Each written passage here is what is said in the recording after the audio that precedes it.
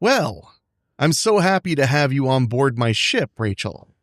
It's quite a ship. It is not what I was expecting at all. Is it? Well, yes, the engine is in the front like a Volkswagen Beetle, and a lot of people have actually said they like it.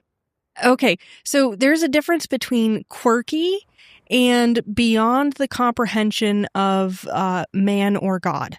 Oh, you're talking about they're like space ghosts, but also interdimensional beings, but also I'm not actually sure if they're corporeal or not. It's a lot. Yeah, it is. But in space, it's like manufacturing candy. You know, if you're going to do great and you're going to be prolific, there's going to be some rat feces in there every now and then, or in this case, unspeakable human terrors. But we also have an excellent dining hall. We also have bocce ball and cornhole. I don't know if having party games is going to cancel out the Lovecraftian terror. There is no party going on here. We're in constant threat of death having to be in space as our jobs, Rachel. Right. So why the bocce ball then? Because if you're tense all the time, how are you going to come through when all of a sudden it's like, oh, I gotta fix the oxygen reclaimer, but also this demon is tapping on my shoulder trying to remind me of the dead languages of the elder gods. I'm starting to wonder if you even passed your placement test. See, I'm tense now, so let's go play bocce ball, okay? All we have to do is go through the Hall of Eternal Torment, okay? Oh. After you. Oh, no. Oh, yes. No. I insist. You'll enjoy yourself. This podcast is about why horror scares us. What deep, dark, secret, scary cinema shines a light on. The discussions are frank and involve conversations about abuse, trauma, and mental health. There are also spoilers, so keep that in mind too. Now, sharpen your machetes and straight razors, because this is Cutting Deep into Horror.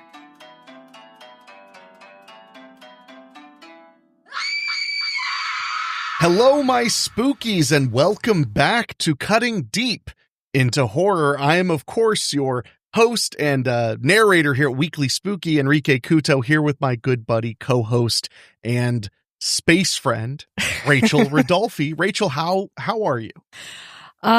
Feeling kind of spooky with with the sci-fi movies that we've been watching recently. Well, and we're in the Burr months now. Yeah, finally, officially in the Burr months. Although the weather is not letting us feel like we're in the Burr months. That's not a fair statement. The weather changed after letting us have the slightest taste of the Burr months. Then it was like, but anyway, high in the 89 to 92 range for like 8 more days. But I'll take it because I mowed the lawn last Friday and the weather was just becoming in the high 80s again. Mm-hmm. And when I was mowing, I was literally like kicking dust around. I was like, all right, well, if it doesn't rain again, which is not supposed to this week, I literally can't mow next week. Like, because I took a week off and even then there was barely any growth. So anything that gets me out of having to mow the lawn, I will take happily.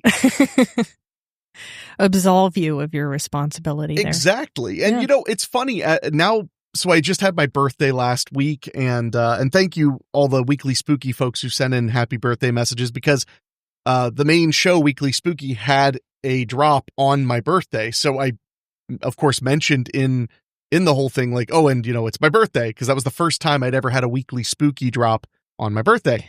So I got a lot of really nice messages and things like that, and even a couple of gifts, which was super, super sweet. But I'm realizing how poetic it is that my birthday is in September, because I literally have a major event in every Burr month because my birthday is in September, because September would be the only month that doesn't have, a Halloween, a Thanksgiving, or a Christmas. Right. So then September is my birthday. So I like that. I'll take it. Yeah, you get to kick everything off. Kick off the festivities. Why the hell not? Right. But I'm a big fan of the Burr month. So yeah, it is a bit warm for it. Yeah. But we did have that like 4 or 5 days where it felt like fall for real, which ironically, it was still summer when we felt those though. So whoops. The weather can't figure it out. It's Ohio though. Well, you know what I like to say? What? I like to say predicting the weather is a lot like predicting the weather. You do say that, actually. Because in my opinion, the metaphor for being hard to predict is the weather. So it is what we compare unpredictability to. So. Yeah, like the best relatable thing to it, the only thing you can use as a metaphor is the thing itself. Yeah, that's how unpredictable the weather is. Because when I first was living outside of Ohio and traveling a ton for work, I had grown up with the whole, well, if you don't like the weather in Ohio, wait 5 minutes. And then I found out basically anywhere shy of like Miami or San Diego, they all say that. Everyone in a temperate climate believes that they have the market cornered on unpredictable weather. They really do. I was in West Virginia. Like, if you don't like the weather in West Virginia, wait 5 minutes. You don't like the weather in Philly, wait 5 minutes. You don't like the weather in Jersey, wait 5 minutes.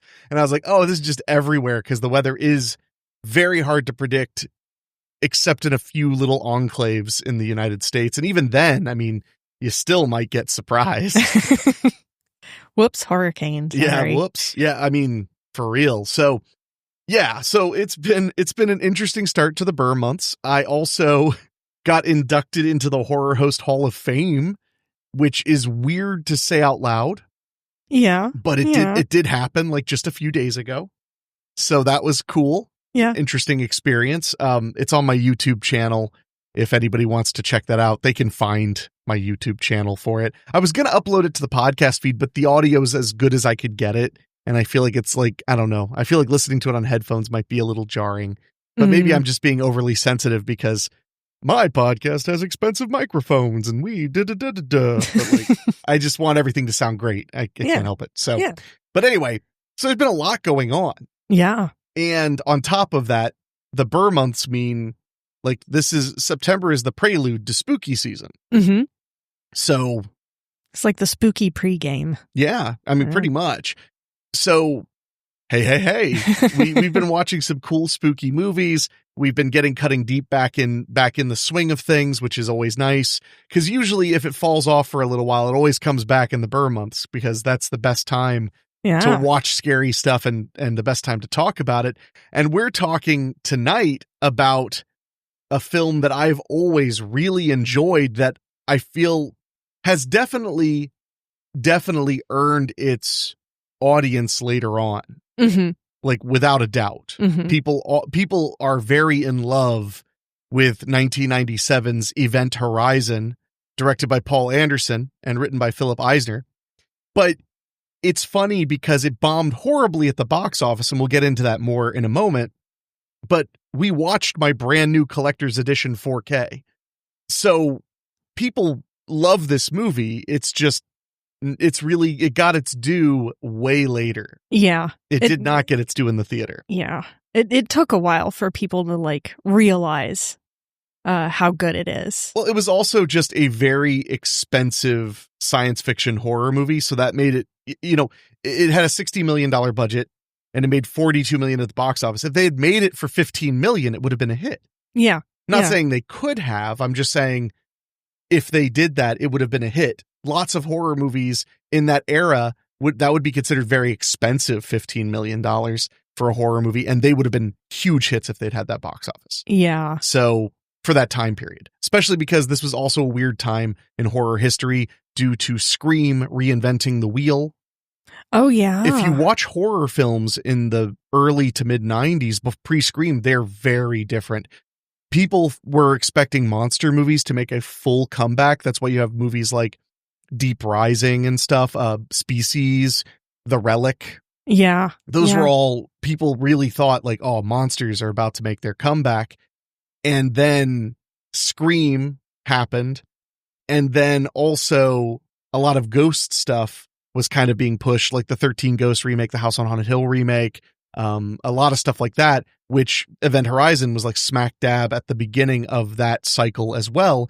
And we'll talk about a little bit more of that and probably get Cursed and Die in Space after this.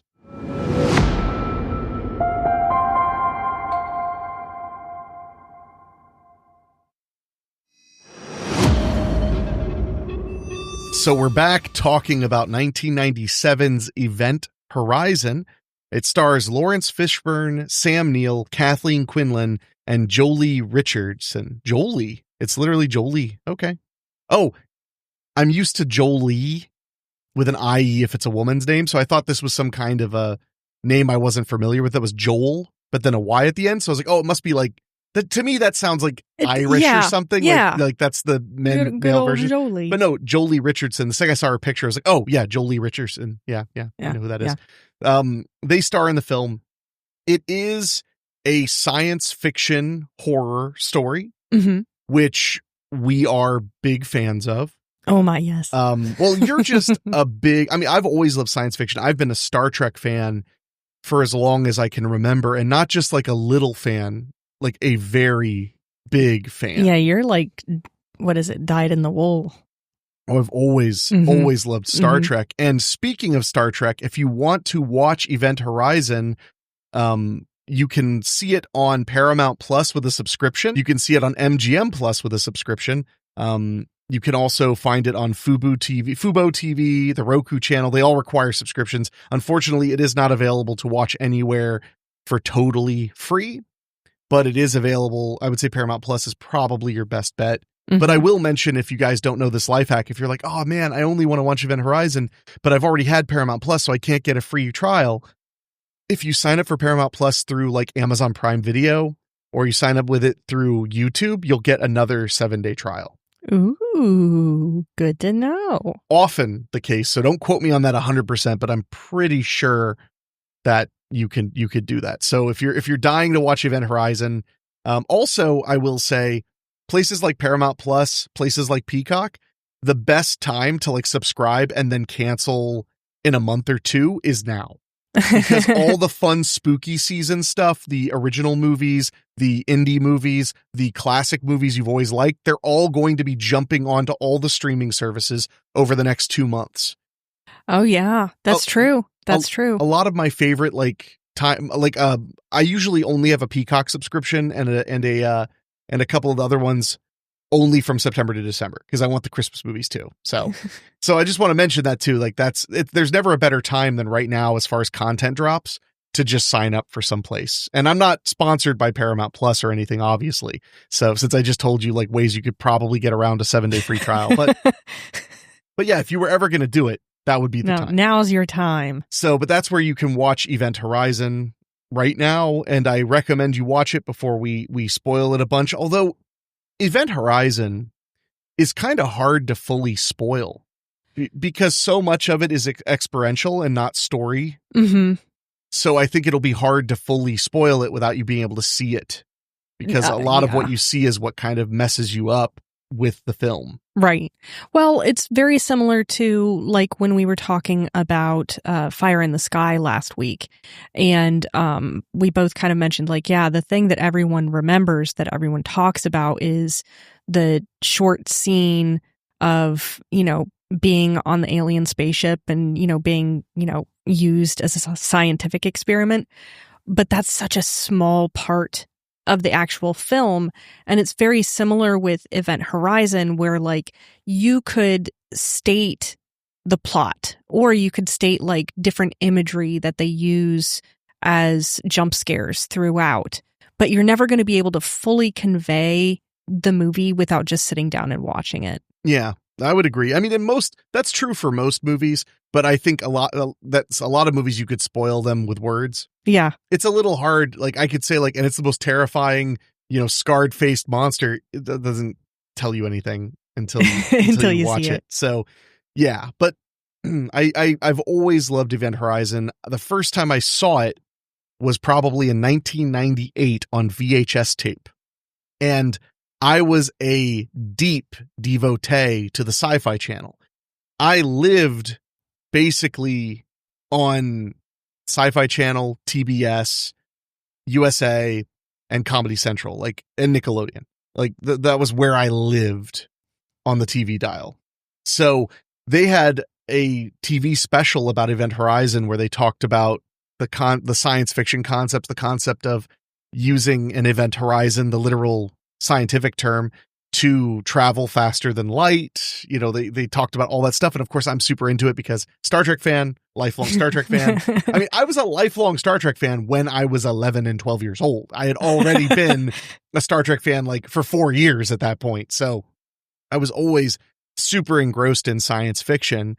And there weren't a ton of really scary sci-fi films. I mean, we've talked about how horror and sci-fi goes together great in every way except box office. It goes together great from a audience standpoint. It goes together great from a thematic standpoint, but it does not go together very well in the realm of horror, with a few gigantic exceptions. Yeah. The main one being Alien. Yeah. But Alien is so good and so loved, people forget it's basically a horror movie. Mm-hmm. They forget that it's a horror movie on a spaceship, especially because, much like Terminator, ironically enough, because Aliens and Terminator 2 are directed by James Cameron. But much like with Terminator and Terminator 2, people tend to forget how much of a horror movie the first Terminator is, because Terminator 2 it is one of the biggest adventure movies of all time. Yeah. Ironically, it pretty much unseated Aliens, which was the biggest one before that. And that was also James Cameron. But he just likes to outdo himself. He's known for that. I mean, that's a very common thing. But aside from those notable exceptions, horror sci-fi, there's something about it. It just doesn't tend to click that often. But there are tons of really interesting horror sci-fi examples that people often forget. I believe it was the 4th Hellraiser movie is in space. Yeah, actually, I wanted to bring that up because, you were the one who showed me Event Horizon first. And you're also the one who showed me the Hellraiser movies. And we did a Hellraiser marathon, and it was Hellraiser Bloodline, which came out a year before. And as we were rewatching Event Horizon last night, I kept thinking man, this is like Hellraiser Bloodline, but serious and actually scary, because at that point Bloodline was fully in camp mode. I feel. Oh, yeah, I mean, Hellraiser 3, as the guy who shoots CDs at people. Oh, that's right.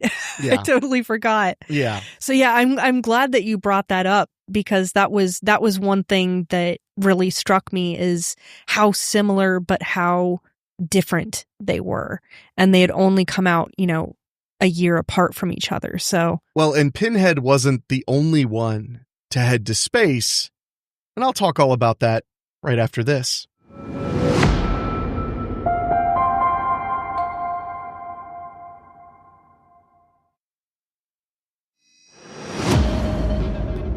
So before I dive into that horror history of space, I also want to mention Star Trek was not afraid to dip its toe in horror concepts. And I'm not going to talk about TOS, although I love TOS. It was a more campy show. Mm-hmm. So even when they did things like the Man Trap or Miri or Cat's Paw was really fun because it was basically just Star Trek Halloween special. But they were fun and spooky, but they weren't scary in a way that I would say, as a kid watching it, went holy crap. But Star Trek Next Generation, stuff like Night Terrors, where the crew is plagued by hallucinations, and they can't sleep. That one messed me up super bad, because there was one where I think it was Riker lays down to go to sleep, and then his door rings. Ooh, he just the second he sets his head down, his door rings, and it's because he literally they depict it as if he didn't experience any sleep whatsoever. And I thought that was really, really cool and creepy. Yeah. Schisms where there's alien abduction and body mutilation. And there's a ton of other ones Phantasms, where Data has all these surreal dreams. Yeah, I remember that one. And I remember that one really messing me up as a kid too. But where they really went nuts was DS9 and Voyager. Because, there was an episode of Deep Space Nine called Whispers, where there was body snatcher paranoia, like people were being replaced. There was an episode called Empok Nor, which was going to the sister space station of Deep Space Nine, which was Terok Nor. Empok Nor was the abandoned one that's identical, except it's been abandoned. And it was literally like a haunted space station with homicidal Cardassians. It was like a slasher movie. Ooh. Really great one. There was the oh my gosh, there were some that were like War is Hell ones too. And I think it was Whispers. I can't remember if Whispers was the one. There was one episode where they're on the Defiant, which is a smaller spacecraft, and they decode some communication that suggests there is a changeling on board, which the changelings were the leaders of the Dominion, the evil empire. And it's just the thing. It just becomes the thing. They're trying to figure out who's not who they say they are on this tiny ship in the middle of deep space where they're flying in enemy territory. So they have to be cloaked the whole time and stuff. It's really, really fun. But then Voyager, which was the only Star Trek series I watched from start to finish as it aired. Ooh. So it's extra special to me. But they had an episode called The Thaw, which had like a killer clown in it. There was one called Darkling where the doctor did personality experiments, like, cause he was trying to, learn who he was, and it goes like really, really dark. There's literally an episode called The Haunting of Deck 12, where it's a ghost story, basically, that Deck 12, everybody just kind of knows Deck 12 is kind of spooky. Cause you got to remember, Voyager, they're lost in space and they're trying to make it home. And if they fly at full speed, they'll be home in like 94 years. Oh yeah. That's the concept. So they're trying to find shortcuts and tricks and stuff like that. And also they have to have enough energy, enough food. They're all alone. Yeah. So it makes even more sense because unlike Star Trek Next Generation, where people lived on the ship, but they would go to Earth and they would do shore leave and they'd do these things. Yeah, these things, and these they things. don't have that. They're stuck. It's their home entirely. So I was like, of course there's like, about Deck 12? Like that's the creepy deck. Yeah. Like, cause they've been on the ship for like 4 years nonstop. Yeah. With like little breaks on friendly alien planets, but everywhere they go, they don't know if it's going to be friendly because the Federation isn't known out there. They have no outright allies. Yeah. So they did some really cool ones like that. They did one episode, which I wish I could remember. There was one episode where there was a serial killer on board. I can't remember the title of it off the top of my head. There was one episode where, although that one's a little less horror and more about, the concept of like, what do we do with this guy now that we captured him? Like, we can't kill him. That's against our values. But like, so we have to make him just live in this room forever. But there's an episode later on where, I don't know how much later on, but it paid off awesome, where these guys invade Voyager and he just gets loose and he lets go. And he had been through Vulcan mind technique. He was not Vulcan, but through Vulcan mind technique, he had been coming to peace with who he was. And he just had to like let that go and start like terrorizing the ship full of bad guys. Ooh. And you had forgotten he was on the ship. Somewhat. Yeah. And so there were a lot of cool things like that. There was also one where they had a mirror universe thing where it turns out that the other universe, Voyager, had like been devoid of all concept of morality. And they had captured these space aliens that had energy centers as like what makes them be alive, and literally drained them of their lives to make their ship go faster. Oh God. For hundreds of thousands of light years. So these ghost monsters are like after them. So then they start going after the Voyager crew on the other dimension as well. There's all kinds of crazy things in Voyager. Oh God. Yeah, there's all kinds of things. In Enterprise, there was an episode called Dead Stop where this like automated station was harvesting human bodies. There's a lot of awesome I'm sorry, I'm a Star Trek nerd, so I went into that nonstop. No, I'm not even going to apologize. That's just what you see is what you get with me, pal. I'm the genuine article, But yeah, planes, trains already. Yeah, you better believe it. So that was what one of my early introductions to like horror in space was. But I remember renting Event Horizon because it was nonstop being talked about everywhere. And watching that alone in my bedroom, maybe alone in the living room, scared the crap out of me. Yeah. Because I was allowed to rent kind of whatever. It was like not a big deal by the time I was like 9. It was just like, whatever, is fine. But I had to, the rule was like, you could rent whatever if you're going to watch it by yourself. Cause like, I would, I'd be like, oh, I want to see, I want to see Halloween H2O. And my mom would be like, oh, that sounds cool. Jamie Lee Curtis is awesome. She'd watch it with me. But if I was like, oh man, I want to watch Hellraiser 5, she'd be like, okay, like have fun. I'm not watching it with you. Like, You're old enough that you said you're old enough to watch these scary things, so you don't need your mommy to watch them with you. You know, Right. So if I admitted but I'm too scared to watch it myself, she'd be like, maybe you should be watching a little less horror movies, and I'd be like, no, fate worse than death. You know, so, anything but that. Yeah, anything but that. This cruelty knows no end. So yeah, if it was the new Nightmare on Elm Street, Mom would be like, hell yeah, let's watch, a new Wes Craven's A New Nightmare. I remember vividly when she came home to our apartment, or to our townhouse. I think we were in the townhouse at that point, with a pizza, and she got it from Blockbuster. And I was so excited, and we sat on the floor and ate pizza and watched it from start to finish. Aww. And I still remember, though, Mom being really into it, but a few times turning to me and be like, this doesn't scare you? And I'd be like, no. I'm terrified. So anyway, so I remember renting this, watching it by myself, being very disturbed, but loving it. And from then on, even though I saw it very young, so I didn't remember a ton of it 5 years later. I mean, you remember how it made you feel. I always held it in high reverence as a kind of secret, I really liked it, some people didn't, that's their problem kind of thing. Yeah. Yeah.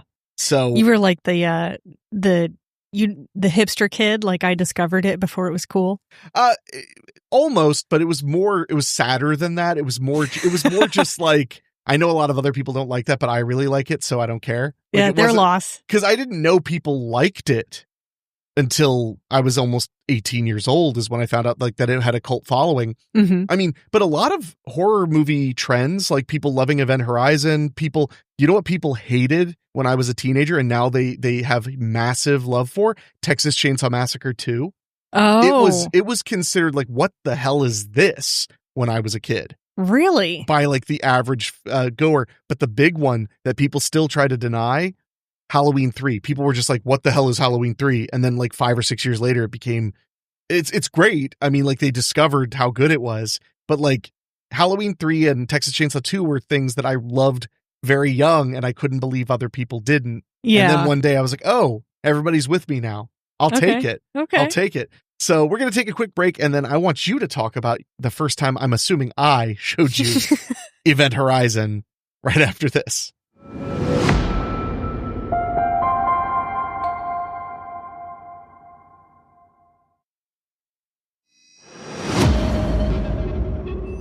So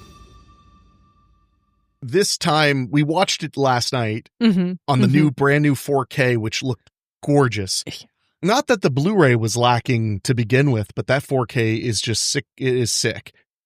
But I assume, I joked before the break, that I was the one who showed it to you in the first place, because I knew that wasn't your first time watching it, obviously. Yeah. But we've watched so many movies for your first time that it can be a little hard for me to know. So do you have much of a memory of that first time I showed it to you? I think I do, because I think that was kind of the moment, the eureka moment, when you realized just how rabid I can get for good sci-fi. Oh yeah. You are a deep sci-fi person. I am. And for those who don't know, the way I define deep sci-fi is once you're talking about usually they're books. Very few deep sci-fi movies exist, because deep sci-fi, there aren't even humans. Yeah. No, yeah, that's usually how I define deep sci-fi. There are no humans. Yeah, the more theoretical you get, the more I'm into it. Yeah. So if I remember correctly, you and I had you'd been kind of introducing me to different horror movies, and we'd gotten to the slasher movies, and it was about the point we'd gotten through of course the Halloween franchise, or at least most of it, because there's a lot. We'd gotten through a lot of Nightmare on Elm Street. We'd gotten through a lot of I think we'd started on Texas Chainsaw Massacre, and you were kind of wondering where to go next. And I had mentioned being interested in Hellraiser, but I'd also mentioned really my broadest exposure to a lot of themes in horror would come from old literature like Poe, or Lovecraft. And that kind of perked your interest. So you showed me In the Mouth of Madness. Yeah, which In the Mouth of Madness, because it stars Sam Neill and it is super duper scary and it's about like insanity and dark forces, they're a very good double feature. They are. Event Horizon and In the Mouth of Madness. And that's what kind of got you onto it, is after we finished In the Mouth of Madness, I was like, oh my God, that was so fucking fantastic. I would watch it all over again. And you were like, well, how do you feel about sci-fi? What about what if we watch Event Horizon? I was like, I love sci-fi. And then when we got done with that was kind of like became your mission of like, okay, all of the tentpole sci-fi horror movies is what we're going to be watching next. Mm-hmm. So that sounds right to me. And I want to mention real quick, in case I accidentally teased too much, I got on another tirade and left out some of the other notable space franchise shifts. The most famous one is Jason X. Jason's in Space. Have I shown you that? Yes. I have the 4K now. It just came out. I love Jason X. I saw that in the theater 4 times. I think it really is like Star Trek with Jason in it. Just enough. It is. Not enough to be sued, but just enough. There is a great part where it says, can't you just like beam us out of here? And he goes, beam? What does beam mean? And I just thought that was so funny. Like so good. Because she's from our time. So it's like, oh, right. That was science fiction. The reality is like going to be different. Yeah. Than that. But also Leprechaun 4 is in space. Oh, really? I believe it's 4, not 3. But Critters 4 is in space as well, which is funny because they come from space. So they end up in space. It adds up. So those are the most famous examples of big budget or well-loved, sometimes big budget franchises going the way of space. And that became a running joke because of these franchises that were less well loved, because like the redheaded stepchild of horror franchises were Hellraiser, which I think only the first 3 went to theaters, or it might have only been the first 2. I think it was the first 3. Mm-hmm. Then you had Children of the Corn, which I think only the first 2 went to theaters. You had Critters, which again I think only the first 2 went into theaters. Like a lot of those went straight to video eventually, and Leprechaun, which only the first 2 I believe went to theaters, at least massively wide. So it became kind of a joke, like, oh, the lesser franchises, these ones that end up going direct to video, they all end up in space. And by all 3, which is still quite a few. Yeah. So then when Jason went to space, everybody was like, oh my God, that would become the parody idea of Jumping the Shark, was going to space. And Jason's like, we're going to space. We're doing it. I'll never forget when that trailer dropped for them with Jason in space for Jason X, and friggin' people were like, this is so lame. And then like Let the Bodies Hit the Floor started like blaring while all the crazy stuff was happening. And I was like, need, because it got shelved for several years. Really? Yeah. Oh, we sat waiting for forever. I actually saw it off a bootleg before, because it had leaked like a year or 2 before it came out. So I watched it on a VCD. Anyway, man, I'm old. My back hurts. I'm 39 years young now, baby. But no, but yeah, so anyway, that was just a quick, I wanted to mention that stuff because I had teased I was going to mention like my knowledge of all the in spaces. Yeah. But then it became like a lot of things. It went from being like a cringe, like ugh, to a hope. So I remember like the whole era where people were like, God, when is Freddy going to go to space?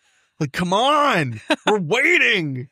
It's been so long. We like, need this. Go. Yeah, we need it. Yeah, and sometimes I miss that simplistic existence. You know, when they're like, "Oh God, what is the next Saw movie going to be?" I'm like, just go to space already. Shut up. Us, Jigsaw in space. That would be so sick. It would be hard though, because I don't think you've seen all the Saw movies. I haven't seen any actually. Oh, well. That's why I thought it was so funny, is because I don't know. The Jigsaw himself is like a corporeal human being. So getting the concepts into space would require a lot of thought and effort. Yeah, he's not like immortal or something. That's the best I can do without being a big fat spoiler, because we got to watch the Saw movies. Maybe we'll make that our October goal, is to watch like all the Saws. Okay. But you know who needs to be in space and it makes perfect sense in every way? Who? I'll tell you right after this.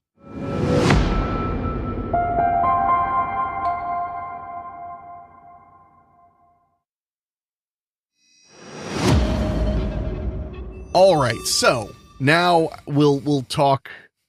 Okay, no, I'm not going to leave you on that. I'm not going to not say that. No, the perfect thing to go to space is Final Destination. Oh, yeah. Yeah. No, you're absolutely 1,000,000% correct. That's why I was so confident when I started saying it, is like, because like that's perfect. No, that absolutely is. It's because what can go wrong in space? Everything. Which is a perfect segue into where we're headed. So Event Horizon is basically about a ship called the Event Horizon, which uses an event horizon to travel faster than light, and it's disappeared. The ship disappeared, and now we're hanging out with a doctor played by Sam Neill, whose name is Weir. And the reason I remember that is because I was like, oh yeah, like the guy who wrote The Martian, his last name is, I think he's Andy Weir. Yeah. So Dr. Weir, who built the Event Horizon, we're following him as he gets on board a ship called the Lewis and Clark. And we're in some future era. I'm not sure exactly. 2047. Yep. I found it right when we're in 2047.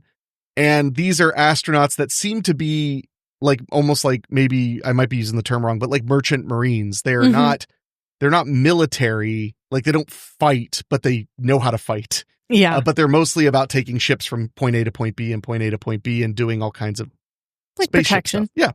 Oh, well, and just transportation is just dangerous in space. Mm-hmm. Everything is dangerous in space. Are you kidding? I mean, I'm always kidding, but you're also right. So, and they're going to go out because apparently it's super classified and top secret, but they figured out where the Event Horizon is, and it's just outside of Neptune. Yeah.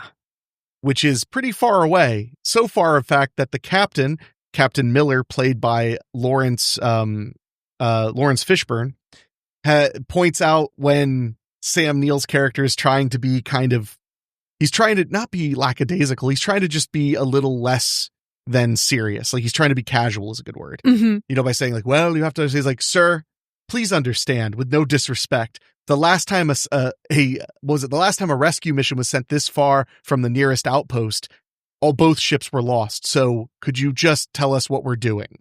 Yeah. Yeah. And I love that moment though, because it's like, that's that moment where you're like, yeah, what they do is already really dangerous. And now they're doing something insanely dangerous that they're not even allowed to know much about why they're doing it. It's kind of a big deal. It's rough. It's a big deal. And as far as the ship goes, I believe the crew, we have Kathleen Quinlan as Peters. She's a medical technician. Jolie Richardson, we mentioned, who's a Lieutenant M.L. Stark. Mm-hmm. She's a communications officer. Richard T. Jones, who's T.F. Cooper. He's the rescue technician of the Lewis and Clark. Jack Noseworthy, who plays Ensign F.M. Justin. He's the chief engineer. Jason Isaac, who is DJ. He's the medical doctor, although he refers to himself simply as Trauma. Because, that's what he is. And Sean Pertwee plays W.F. Smitty Smith, just known as Smitty most of the time, and he's the pilot of the Lewis and Clark. All of these characters are really interesting.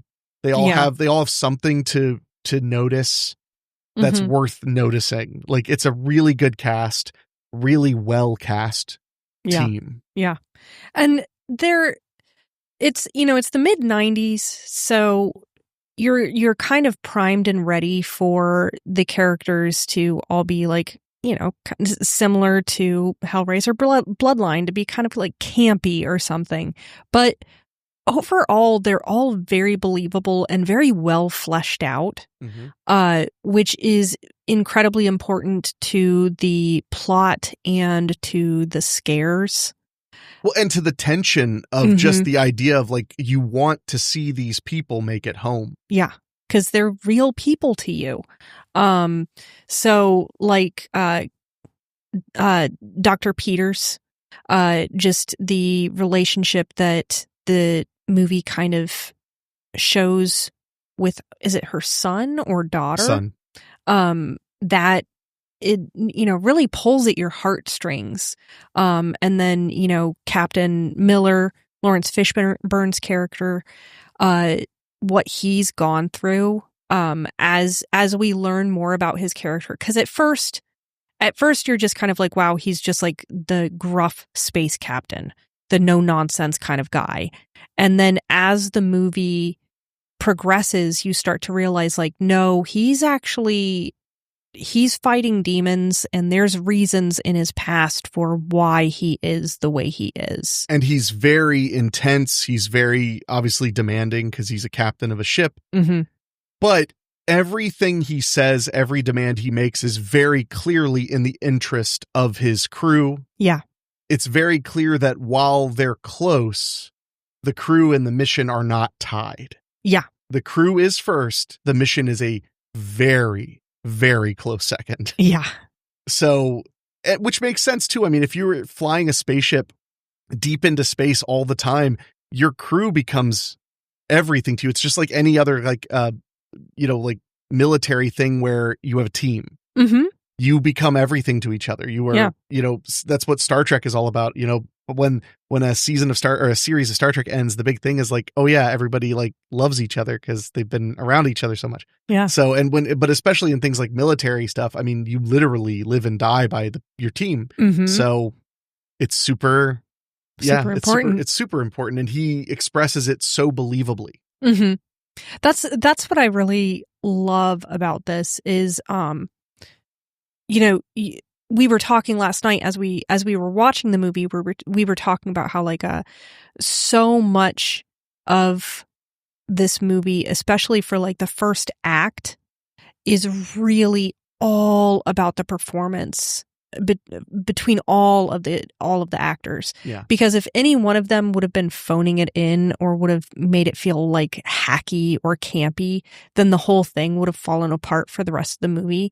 But all of them were very believable in their roles. And that's also what I really liked is the difference in approach and mindset between Dr. Weir and all of the rest of the crew, because the rest of the crew like is very much from the moment they get out of like hyperspace or whatever, not hyperspace, but well, they're traveling and they're in stasis sleep for like 56 days, I think it was. Yeah. So the moment they're out of space stasis, they're all like immediately locked in and, ready for danger.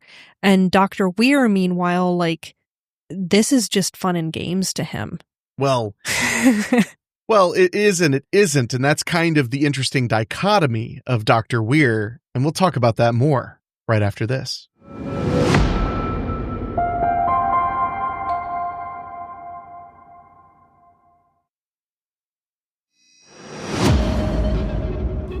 When it comes to Dr. Weir, he has the bizarre element, which makes the audience think like what's with him, of the fact that he is like a little playful, a little theatrical, I think would be a good word for it. Like he wants to tell a story. He wants to oddly connect in a human way, even though they're going into like seriously dangerous mission. But yet, like when he goes into stasis sleep, he has like horrific nightmares. He wakes up from stasis like screaming. Yeah. And they're in like a water tank basically that keeps you, asleep while the ship travels for 56 days or whatever amount of time is necessary. That way the crew doesn't require much oxygen, basically any food or any water to some extent, or much, much less, which makes it, possible to travel so far. So it is fascinating to me that they show him having these like truly mortifying nightmares that are, they're just so terrifying and upsetting. Yeah. They do that, and then he's the one who wants to like flourishingly tell them like, here's why we're doing this. Here's why the ship does this and this. And their attitude is just like, look, we could die out here doing this. Could you just tell us what we're doing so we can get back to work? Yeah. And then there's that one part I love when Lawrence Fishburne's character is the one of the female crew members. I forget which one off the top of my head. But I think it was the one with the son. But she notices him, like he falls out like screaming and stuff. So she grabs onto him and like tells him like, you're okay, it's fine. You know, she's trying to calm him down, and she's like, let's get him some coffee, let's, you know, whatever. And so while she's helping him, Lawrence Fishburne comes in there, and he's like, and he tells her like, I need you to get to the bridge. And she's like, well, do you mind if I put on some clothes first? Because they're all wearing, like, the women are in like sports bras and the guys are in like, you know, like tighty whities basically. And she's like, do you mind if I get dressed first? He's like, I do mind, actually. To the bridge now. And I was like, fucking A. Like, yeah, because they're not playing around. They're in space. Yeah. You know, and their survival relies on not only their equipment being right, but their people being right. So I loved that moment of like, in fact, I do mind. It's like, that's the kind of ship you're on. You'll end up in the bridge in your skivvies if you're wasting too much time. Yeah. Don't waste time. Well, and that's the thing when you're, I mean, not that I know personally, I've never served anything other than like some ice cream to friends, but like, but when you're on a ship like that, I mean, your off time is designated. Yeah. Yeah. But generally speaking, unless you're on shore leave or whatever, you are working. Like that's why when you do like oil rig work, that's why you make so much money, is like you live to do that job every day of the week, except for a designated day off. So like you should expect to wake up, eat breakfast, do that job all day long, and have maybe an hour before you can't keep your eyes open anymore. And then back to it. That's why you make good money. Yeah. And that's why the turnover is so high. So yeah, I just love that. And I've always heard that supposedly the first cut of Event Horizon was like 130 minutes. And the studio chopped the hell out of it because the version that everyone knows is 95 minutes long. Yeah. Well, you and I had actually like commented on that several times last night, how svelte the movie is, how it moves along at a great clip, but it never feels rushed. It just kind of feels like this is the movie. We're telling the whole story and then the end. But I have heard that there's a much longer, much gorier version. And I kind of wonder, like, if it would be magnified or diluted because of the longer runtime. Yeah, that's always the question, though. That's always the question with director's cuts, extended cuts, unrated cuts, is like, does it actually make the movie work less because you know it this way? Yeah. And sometimes it does hurt them. And I will say, because one thing that stuck out to me, having not seen the movie for a year or two, was, yeah, like we are right in, and the crew is sitting there talking and being explained what Event Horizon is like within 10 minutes. You really learn so much about the crew in such a short amount of time before they are outside of Neptune, getting ready to discover unspeakable horrors beyond all human recognition. Yeah. Yeah. No wasted movement. And, there's one thing that I noticed the second watch through, because, you know, the first time I was a new baby to horror. So I really hadn't like learned the medium. I hadn't learned, you know, kind of the pacing that it generally follows. But one thing that I noticed the second go around is it utilizes jump scares a lot, but it manages to keep them fresh throughout the whole movie. Definitely. So, I mean, every single time there is a jump scare, and again, there's a lot, you feel like it's still adding something to the plot. It doesn't just feel like they're doing it just because they're being lazy, which I feel some horror kind of gets into that area. Yeah, I mean, it could. For sure. So that's one thing that I like is, you know, it starts with the jump scares with Dr. Weir's like visions when he is in the, you know, kind of stasis, and every single time there's a jump scare, it reveals something about the characters, or it reveals something about the Event Horizon itself. And that's kind of a pretty cool way to go about it. Yeah, I would have to agree very much. And the characters really, I mean, I've said it before and I'll say it again. They really are what kind of make it all sing. So yeah, no, I absolutely agree. And it is getting to learn them through their fears is a very interesting way that the movie stays fresh, because not only are we learning about the characters, as they're exploring the event horizon and as they're kind of learning what's going on, but we're also learning a lot about them, just how they interact with and how they cope with the unmitigated terror that they're facing. Yeah, and as we start to talk about when they arrive and see the event horizon and begin their plans to go in and see if anyone's alive and find out what happened to it, that is where, as I've always loved to say, some kind of shit hits some kind, or the shit hits some kind of fan. And we'll get to that right after this.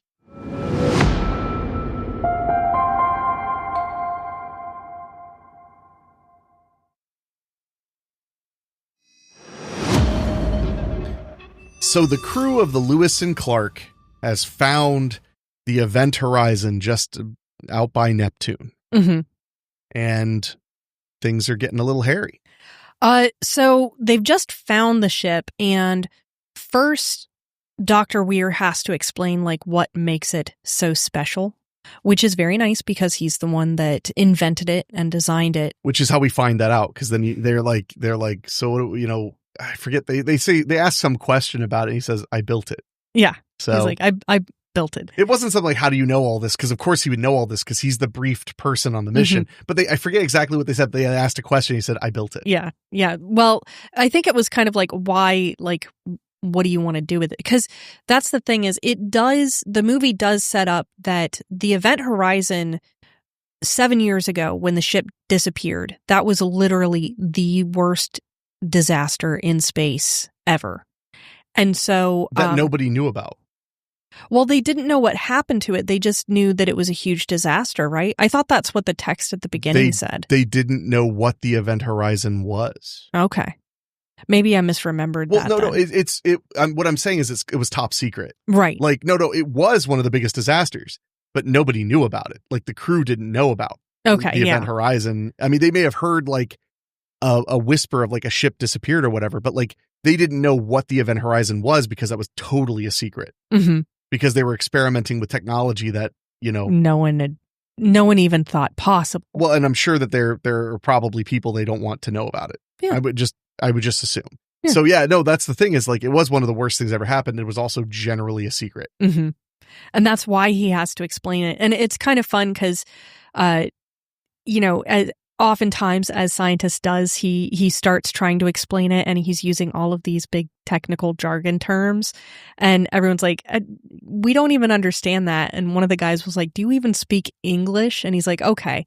So he explains, layman's terms. Layman's do you terms. Even speak English? Yeah, it's such a great line. And so he explains the way the ship functions is instead of going faster than light, it creates a gateway. And it bends space-time around the gateway, travels through the gate, and then once it exits the gate, space-time goes back to normal. Which, of course, is just as confusing as as the technical science mumbo jumbo. Yeah. But as they're getting ready to get onto the ship, they find a recording that is absolutely horrendous, and it's just got wailing and screaming, and they can hear what sounds like a voice, and it sounds like it's possibly speaking Latin. Mm-hmm. And it sounds like it says liberate me, which translates to save me. So that kind of spurs them on because what they understand their mission is they need to find the event horizon, which they just did. And then they need to figure out what happened to it and where it went. And if it's possible, anybody survived. Yeah, and rescue any survivors. Which, again, it's been 7 years, so that's a tall order, but that's what they need to do. So getting a recording, no matter how terrifying it is, that says, save me, is a reason for them to kind of really stoke the fire and get the rescue going. So I believe that it's mostly Dr. Weir has to stay on their ship for a while, and it's the rest of the crew. He's not experienced in he's going into potentially hazardous environments and stuff like that. So he's watching the video coming from the spacesuits of I think it was just one person goes in first. Or no, there were multiples. No, there was Right. multiples because they all split up, which of course is stereotypical haunted house horror trope. Let's go into the haunted house. Now let's all split up. What could go wrong? There's another reason other than the message that they're going on the ship. They're getting a life signal, but it's not specific. Oh, that's right. They keep getting life readings, and it's just like scattered. The entire ship is like has like minor, like mild readings. So they're like, well, we can't pinpoint where it is, but there's life on the ship. Mm-hmm. So that's the other reason they're like, we can't not get on board. Yeah, we kind of have to, because again, that's one of their orders to search for survivors.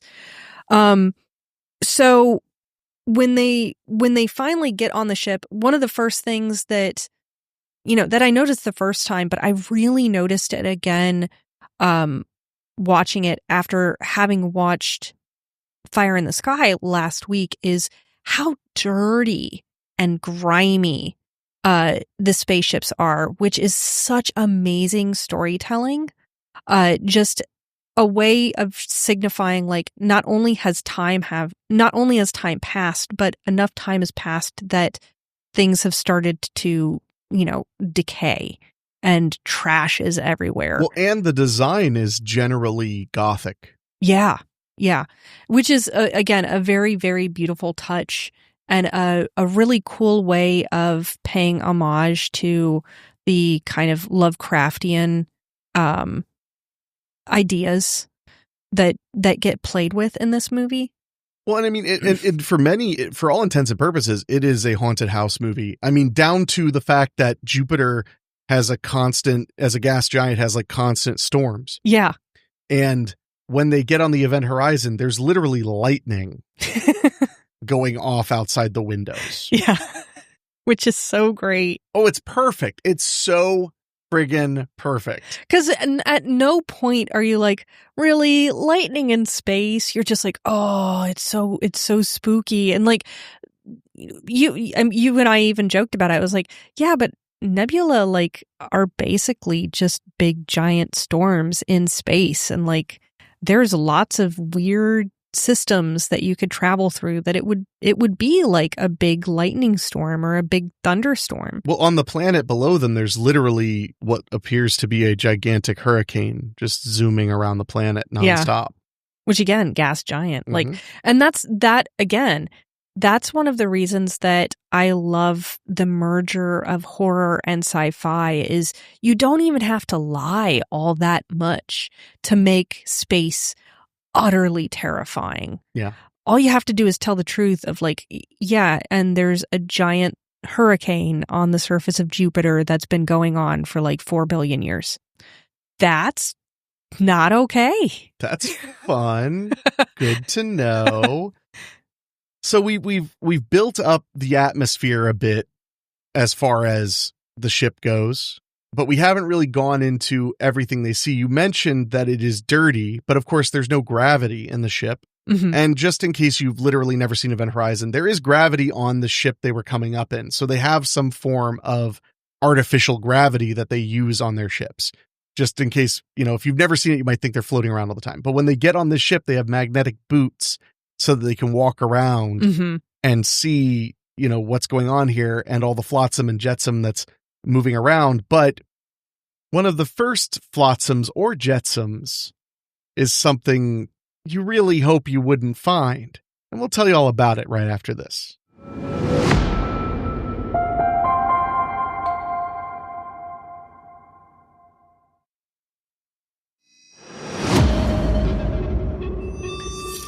As they're walking along, one of the astronauts gets hit in the helmet by a severed arm. Oh, yeah, the arm. And everything is frozen mm-hmm. because it's the temperature of space. So the arm is frozen, and then they discover a corpse that's frozen. And while all this is going on, one of the younger members of the team, whose name I forget, the one that they call Baby Bear. Bear. He goes down through engineering. Mm-hmm. And of course, Dr. Weir is standing around telling them where to go because he knows the ship in every way. You know, he could say like, and you're going to go through this corridor, make a left, that's ops, this side's this, and that's engineering. And when they're going through the engineering area, there's a hallway through it that literally looks like, they describe it as it looks like a meat grinder. It's just this insane spinning metal hell. It's very much like in the haunted houses, those long spinning tunnels. Oh yeah, which I love. That we went through. Yeah, you were like absolutely delighted when they showed that tunnel. But it is very similar, and it's just as effective because it's so disorienting, especially as they're floating. Oh yeah. Or, you know, kind of floating, kind of walking because they've got the magnetic boots. But yeah, so Justin starts going down that long hallway and he's being guided verbally by Weir. And then something kind of happens that, like, there's a big shock wave, isn't there? And then the cameras go out, so they can't really see each other. They can't see what's going on. And that kind of, isn't that when the guy gets sucked into? Well, he walks up to it. Yeah. So he walks up to it and touches it. He walks up to the event horizon, and it looks honestly like the Stargate and Stargate. It's just like this portal, and the middle of it looks almost like it's liquid. And he had pointed out that there was liquid floating all over engineering, which appeared to be coolant that had leaked. I forgot he did mention that it was the coolant. Yeah, there's coolant everywhere, because when he goes to like check the stations and stuff, he's wiping it off of everything. And as he walks up to the event horizon, the literal event horizon, it looks like just a gateway. And he decides to like peek in to see what the hell it is, and he gets pulled through. And he's on a tether, and the tether starts pulling like crazy, which tells one of the his shipmates that he's got to get suited and go in there and get him. Yeah. And this is really the beginning of like all literal, figurative, speculative hell breaking loose, because he goes in there and we see these crazy kind of almost MTV music video style flashes of like insane violence, a world that looks like it's nothing but pillars of human bodies writhing and suffering. Yeah. It is a hell of a thing to see. Yeah. And it does, it kind of blends, well, it's not blending because it's the same thing, but it's very Clive Barker and just old Christian imagery of hell. It's all very similar to it, but there's a lot of sci-fi in it too, because there's, you know, again, with the jump scares and with the just flashes, there will be a few frames where it's like, oh, there's just like space, and then there's the writhing human body parts, and then there's you know, more like dismembered bodies, and then there's like a black hole, and so you can never know exactly what kind of visions of terror you're going to see. It doesn't ever get stale because you're constantly getting like these back and forth. Well, and because as they rescue Baby Bear from that portal, and after they leave with him to get him into medical to see what's up with him, it closes. And as the crew gets on board the Event Horizon itself, the ship, to kind of figure out what's going on, a few other things happen that are worth noting. Discovering a frozen corpse, you know, in the bridge. They do turn the gravity on, which causes one of the most shocking scenes where the body parts, like when they fall, they just shatter because they were frozen completely solid. Lots of really nuts moments. But when Weir is talking to them and he says, like, I pulled him out of there, it was open. He's like, he can't have been open. It can only be open if it's activated. And it hasn't been activated in 7 years. Like, it can't be open. And he's like, it was open. And it's a great moment which sells Fishburne's character really well too, because he says like, but it can't be open. He's like, I saw that it was fucking open. And Fishburne's like, you're out of line. And then he turns to Weir. He's like, I believe him.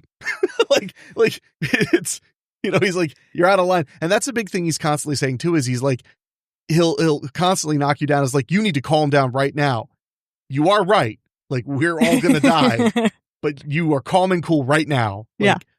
So, and that's a really great moment too, where he's just like, I believe him. Cause when they say like, what do you think it could be? And Dr. Weir's just like, he's hallucinated it, or, he's delusional or whatever. It's like, no.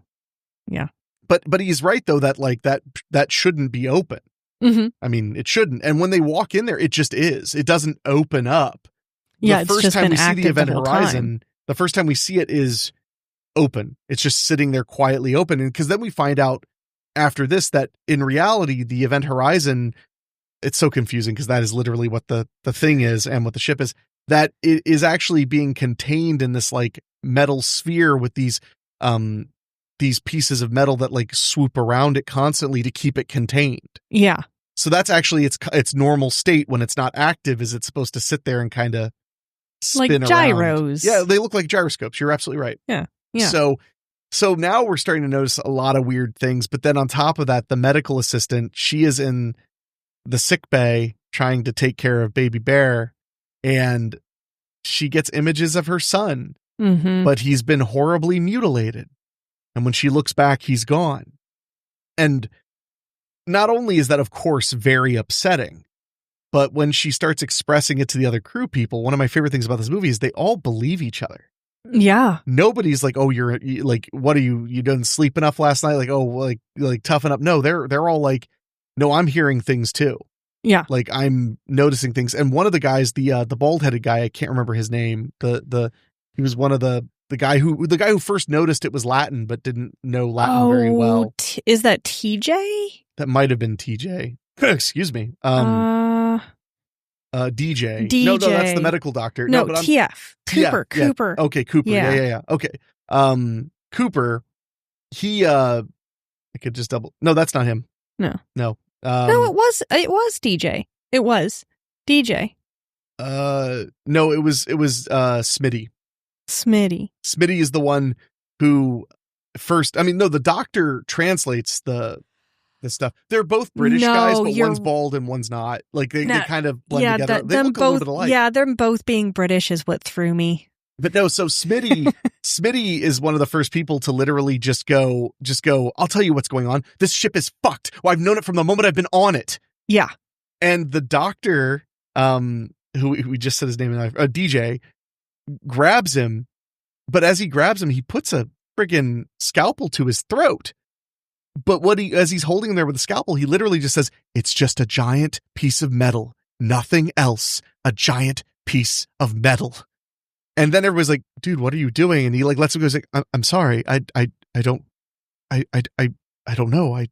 He doesn't know why he did it." And he's generally the most reasonable crew member. Mm-hmm. And that's early on that he suddenly does something incredibly out of character and unreasonable that shocks everybody. Mm-hmm. So, and I love that dichotomy of like, it's just a big piece of metal. But because the other guy's basically saying like, this place has bad vibes, bad juju. Yeah. And boy, was he right. And we'll talk about how right he was a little bit more after this.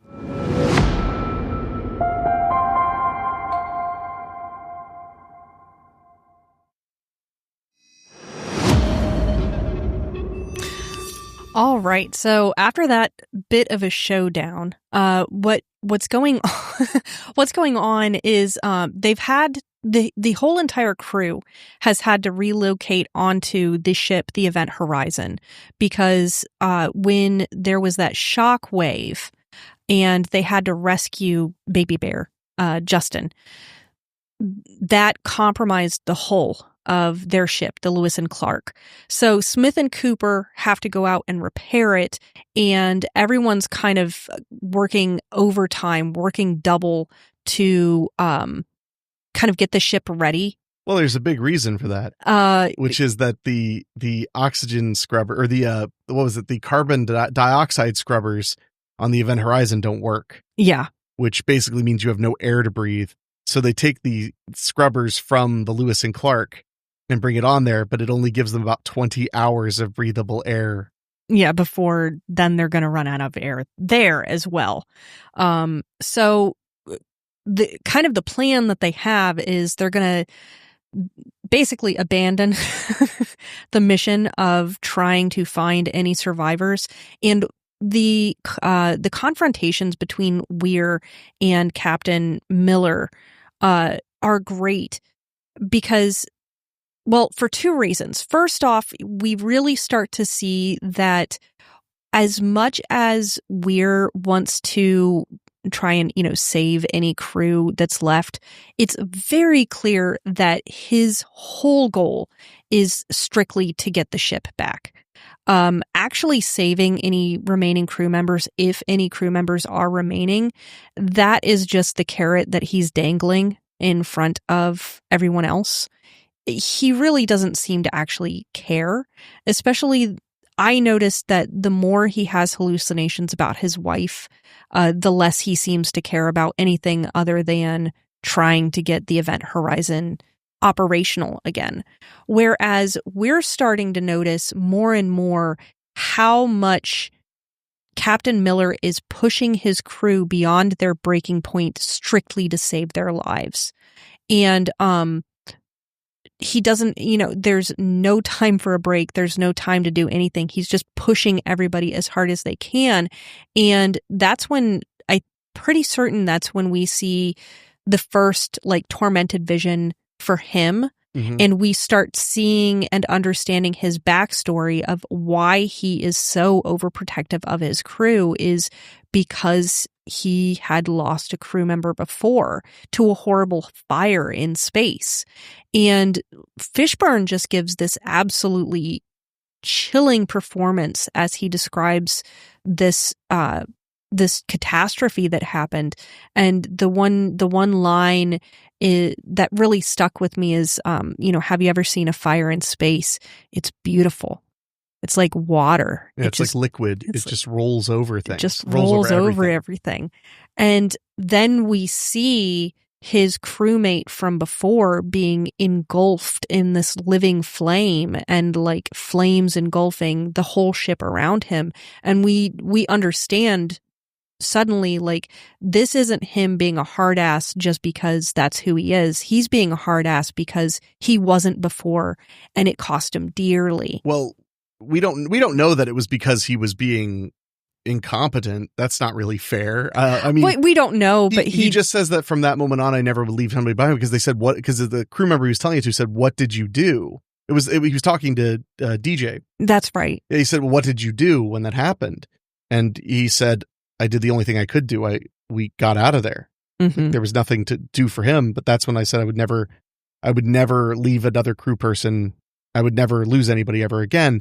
But my favorite part of that scene is when DJ says, "We've served together for I think he said 12 years or something." He was like, "And you never told me that." And then he turns to me and says, "That's the thing. I've never told anyone that. How does the ship know?" Yeah. And I love that moment. That's such a great moment. And it is a great moment because before that, we were kind of thinking okay, these visions are just whatever is scariest. And then that's when we start to realize no, these visions are individually tailored to what is scariest for each individual.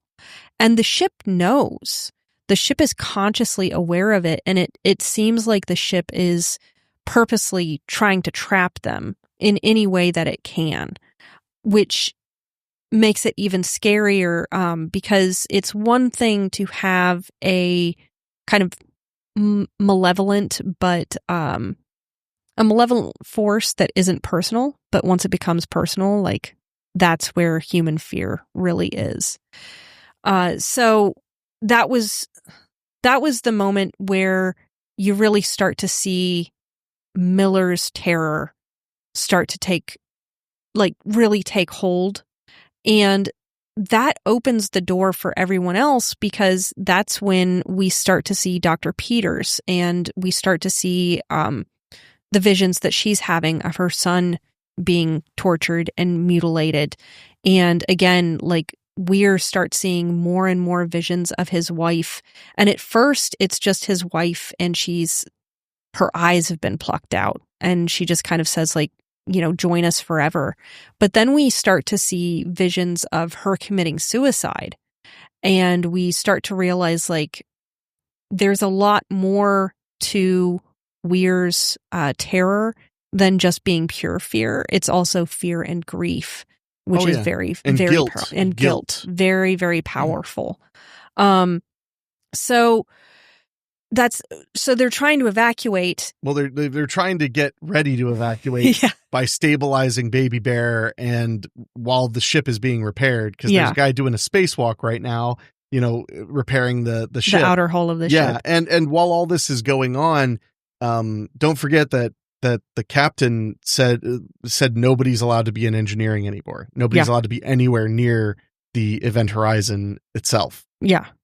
And Weir is acting strange, and he's sneaking around a lot, hearing things. But unlike nearly everybody else, the things that are haunting him, he strides toward them. And that goes probably the way you would expect it to, and we'll get into that more after this.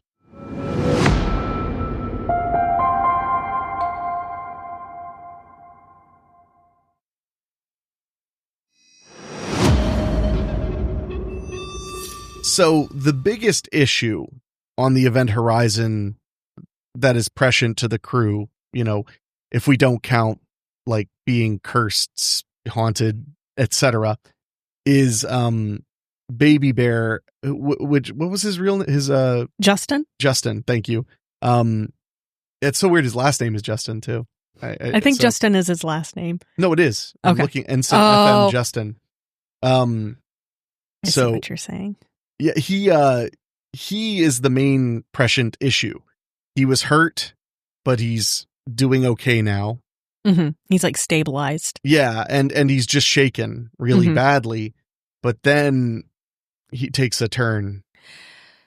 So as they're trying to repair the Lewis and Clark, Justin wakes up and starts kind of like, he's not making sense, and he is quite agitated. And despite the fact that the engineering on the event horizon on the ship is supposed to be locked down, he starts rambling about what he's seen. He starts rambling about what's past the gate, that there's no getting away from it. And he kind of wrestles his way past everyone and gets himself into an airlock and activates it to open. Now, the thing about the airlocks is they do have a safety feature. So it takes I think it was like a 10-minute timer or something before, the outside gate opens. So that gives them a little bit of time to try and save him, but not a lot. What happens is he's between the airlocks. That's what it is. So, because what makes an airlock, for those listening, I know you know all about nerd space stuff, is that there are two doors so that you don't decompress the ship. Exactly. So what he's done is he's went into the airlock and closed the door, and now he has to press the other button if he wants to open the door to space. Right. And then it'll be 30 seconds to decompress before it opens up. Mm-hmm. So for whatever reason, because the ship has been all beaten up, and because he may have sabotaged it, I can't remember for sure. I think he did. They can't open the airlock from the outside. Yeah. They can't control it at all. So he's standing there as they're begging him to just open the door again and come back to us. And he's possessed. His eyes are dark. And he says one of my favorite, there's so many little lines in Event Horizon that stick with you that are creepy. But he says if you'd seen what I saw, you wouldn't stop me. Yeah. Which makes it so deeply spine chilling.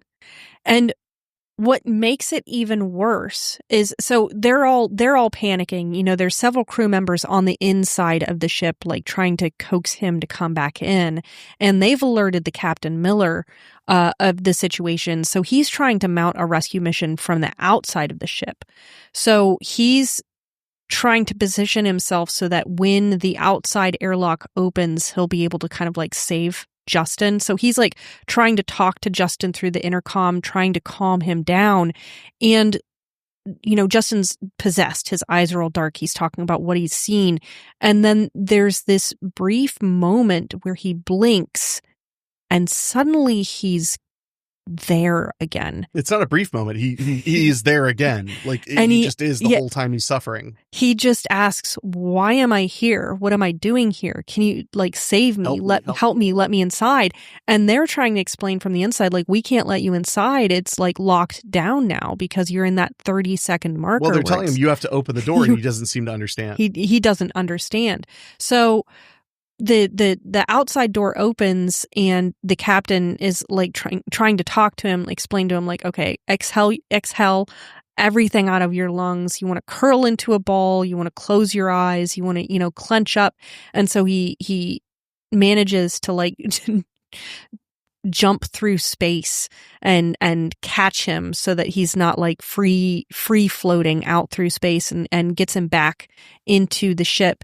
And so they put Justin into stasis to try and stabilize him and calm him down. Well, he's asleep in stasis, so he'll be very calm. It's very easy to be calm when he's not conscious. Well, and yeah, basically they point out that decompression it hits your eyes and it hits your lungs first. Mm-hmm. So that's what they were trying to prepare. He tells him to close his eyes tight, but they're shooting blood. Yeah. His eyes are gushing blood as he's screaming. His veins are all popping. Yeah. It's really horrific, but it's a really wild scene because he literally floats just outside the airlock 2 feet before Fishburne knocks him back in.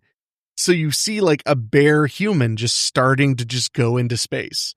But I also like the idea that there is a way you could in the movie's logic, a way you could potentially survive that. Mm-hmm. Possibly. Very similar to surviving, jumping out of a plane without a parachute. It's there are things you can do that might make you treatable to survive. Yeah. There's no 100%, but you can mitigate. There's no 50%. You can mitigate. So when he grabs him again and pushes him back in, the idea is he's trying to get him to be damaged as little as possible from decompression. Mm-hmm.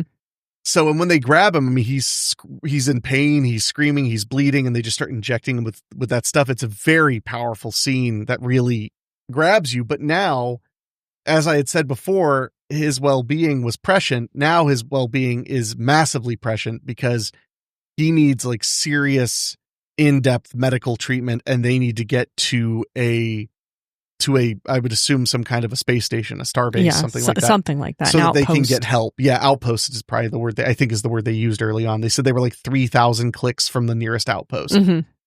It's going to take a while to get there. Yeah. Mm. And this is also the scene that we were talking about when Miller and DJ were discussing their hallucinations. They start discussing even more what's been going on, what happened with Justin right now, because clearly something deeper is going on. And that's when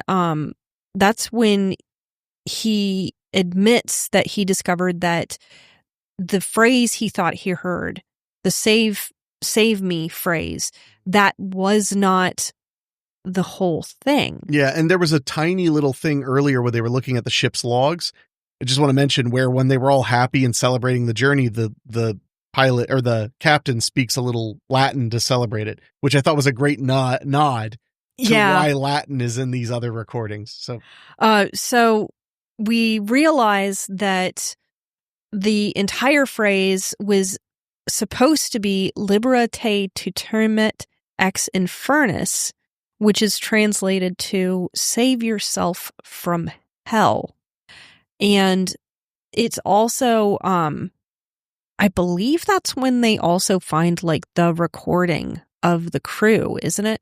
Yeah, where they basically they've all gone mad, killing each other. But the one weird thing about that is they've all gone stark raving mad, killing each other, ripping each other apart, but they didn't find everybody's bodies. Yeah. They only found one body and a couple of parts. Because things are, on the event horizon, things are always more than they seem. A lot more after this.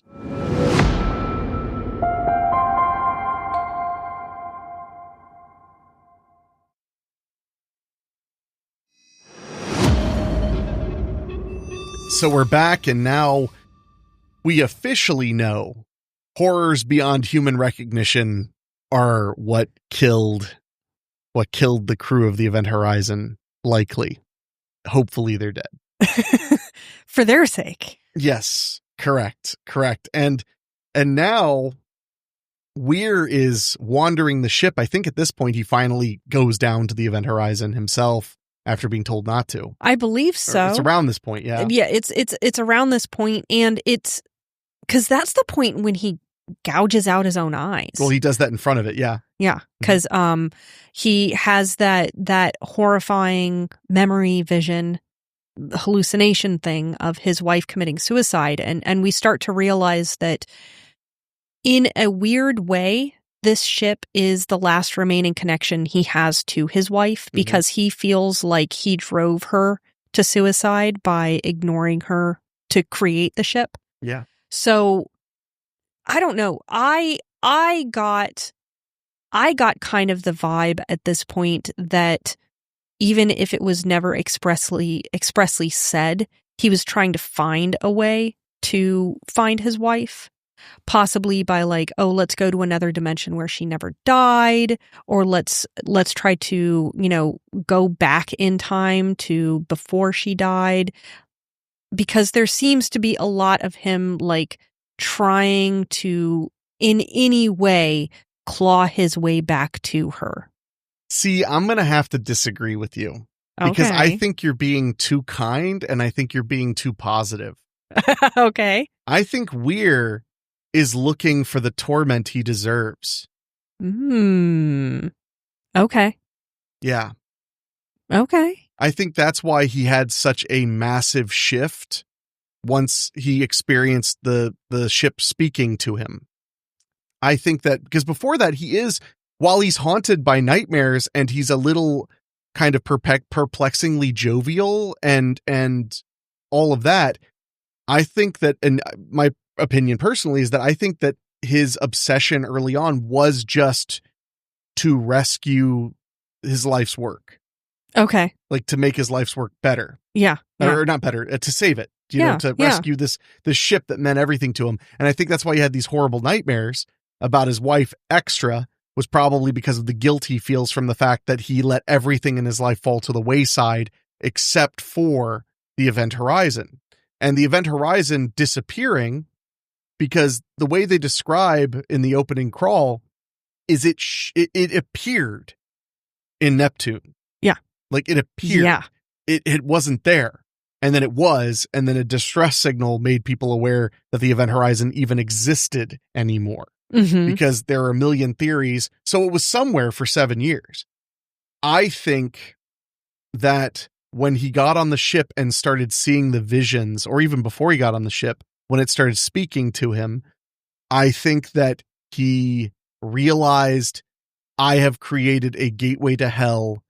What better thing for me to do, because I belong in hell. I deserve punishment. I like the only penance I could ever have, because he's always begging and apologizing in those nightmares, like the one where he witnesses her killing herself and he's like in the room with her. Yeah. I think this is like some seriously Catholic kind of like intense, like I need to suffer to show how sorry I am. That then, of course, like everything in the Event Horizon seems to do to people turns into madness, into pure madness.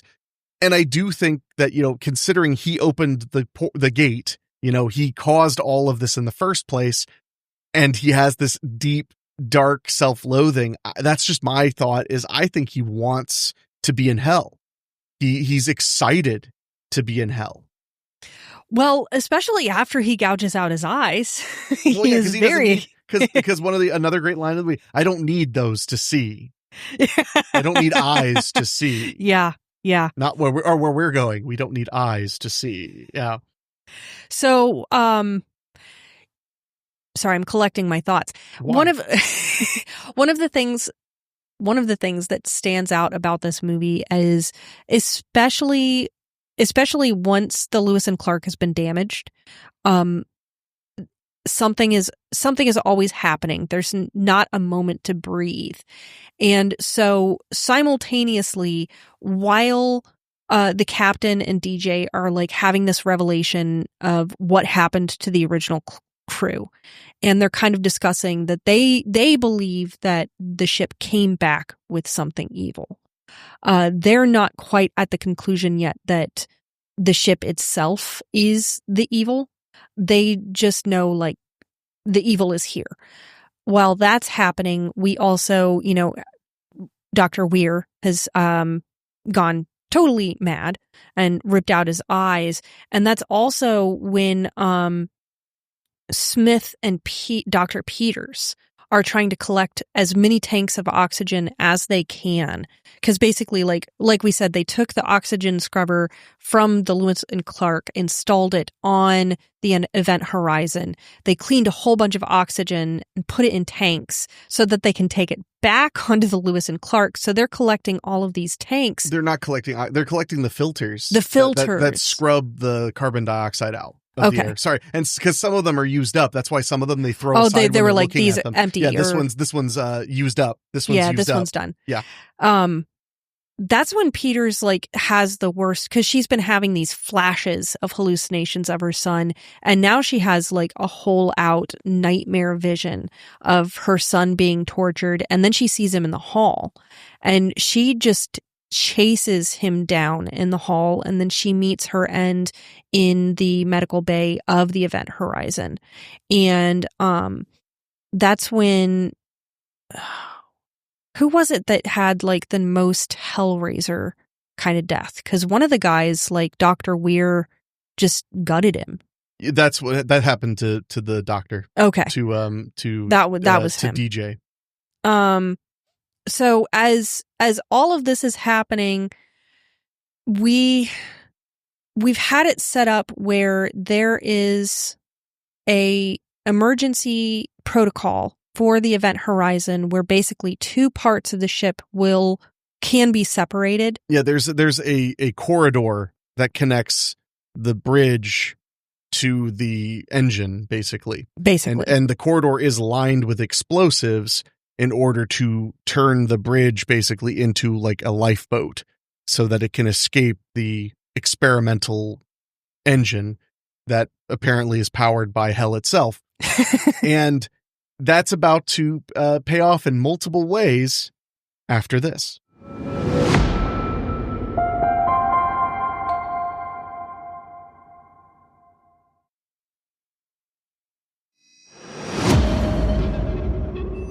So Weir is now straight up stalking the ship and killing people. Mm-hmm. But on top of that, those explosive charges you were talking about, he's also plotting some other evil because I believe Fishburne's character notices one of them is just gone. One of those explosive charges is gone and immediately puts two and two together as we're back at the Lewis and Clark, and they're trying to get ready to move Justin in there. Mm-hmm. And he figures out, like, I think he's bombing the Lewis and Clark. Yeah. So Miller reaches out over the intercom. I believe it's to Smith, is the one in there trying to move Justin, and tells him, like, evacuate. You need to get out now. And Smith refuses because he tries to find the bomb. And it's one of those scenes that it's so perfect because it's so action-packed and it's so heartbreaking when it reaches the conclusion, because he tears up the Lewis and Clark. He's ripping stuff off the walls, and then he finds like a pack on the door that's skewed, and so he moves it aside and he finds the bomb and he presses the thing to like see, and it's got 5 seconds before it goes off. Yeah. And the look, it's not a look of resignation so much as acceptance. And a little bit of frustration. Frustrated. Like, not even like, oh darn, I'm gonna die. It's, oh darn, I didn't win. Well, he's if that makes sense. Like, damn it. And then the last thing he does is kind of brace himself. Like, yeah. So the Lewis and Clark is gone, and that Cooper, who was out there repairing the ship, that jettisons him off. And this was he had just finished. He was celebrating. It's the only comic relief left in the whole film is that he just finished fixing the ship and he's like all cocky about it, and he blows up and he gets thrown into space. And that was like the peak mid-90s was for this last, like the last act of the film was Cooper, because he gets jettisoned out into space and we watch him like he's clinging onto this piece of shrapnel trying to figure out what to do. And he's like, okay, if I empty my oxygen, I might be able to make it back to the event horizon. So he readies himself and he like primes the thing, and then it shoots him off into space, and we just hear woohoo as he like flies toward. He's always been a smack talker in the movie, and he's still doing it like while all this crazy evil stuff is happening, and he was about to float off into space alone for all eternity. So so that was pretty great.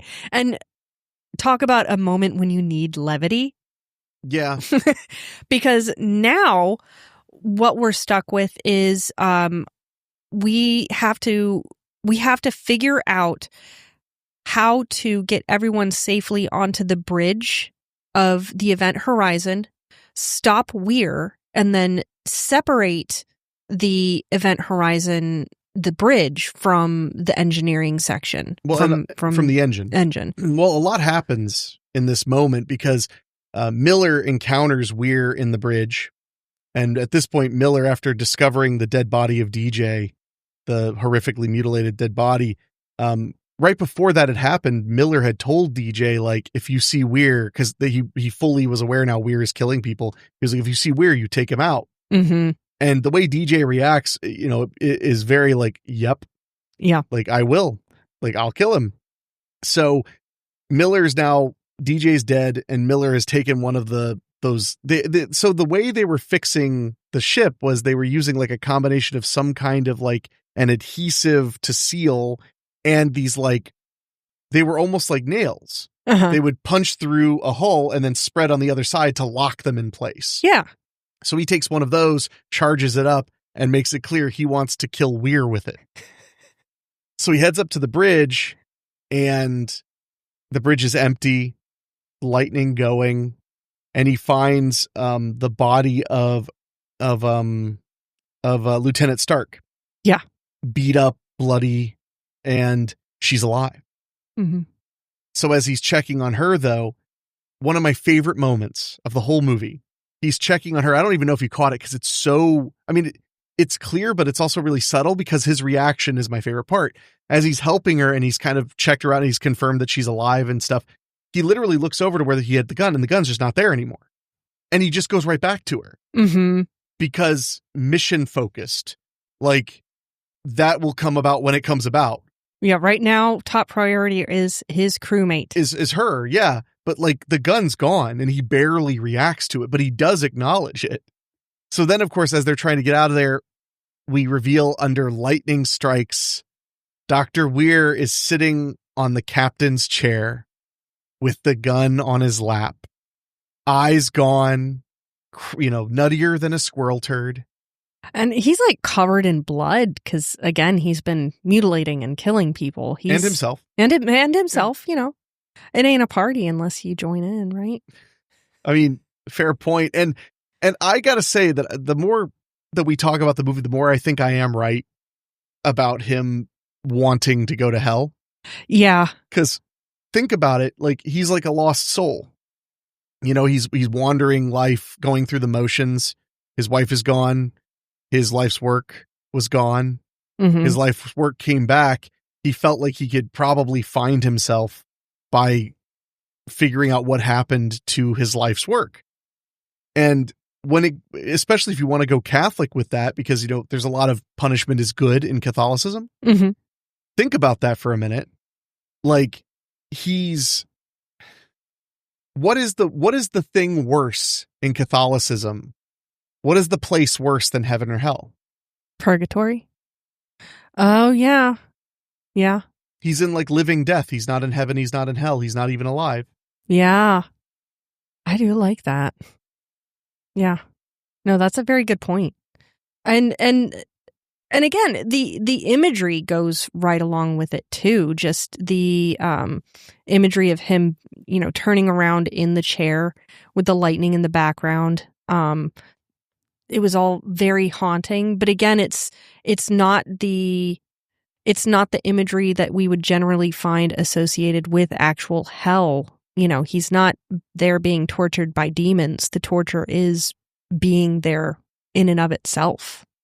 Well, and like I said, I mean, it's a desire to be punished. Mm-hmm. He's not being punished. He's suffering, but he's not being punished. Mm-hmm. There's a difference. Yeah. And one of my favorite little moments is when he points the gun toward him. He's like, "Do you think I'll miss?" Because he has no eyes. I love that little line. Sam Neill's always great as a crazy person. And on top of all this happening, all of a sudden, a certain Cooper begins to fly directly from outside the spaceship in his spacesuit, starts to fly toward the bridge windshields, port. I don't know what you call it. He starts flying toward it, and things are about to get extra right after this.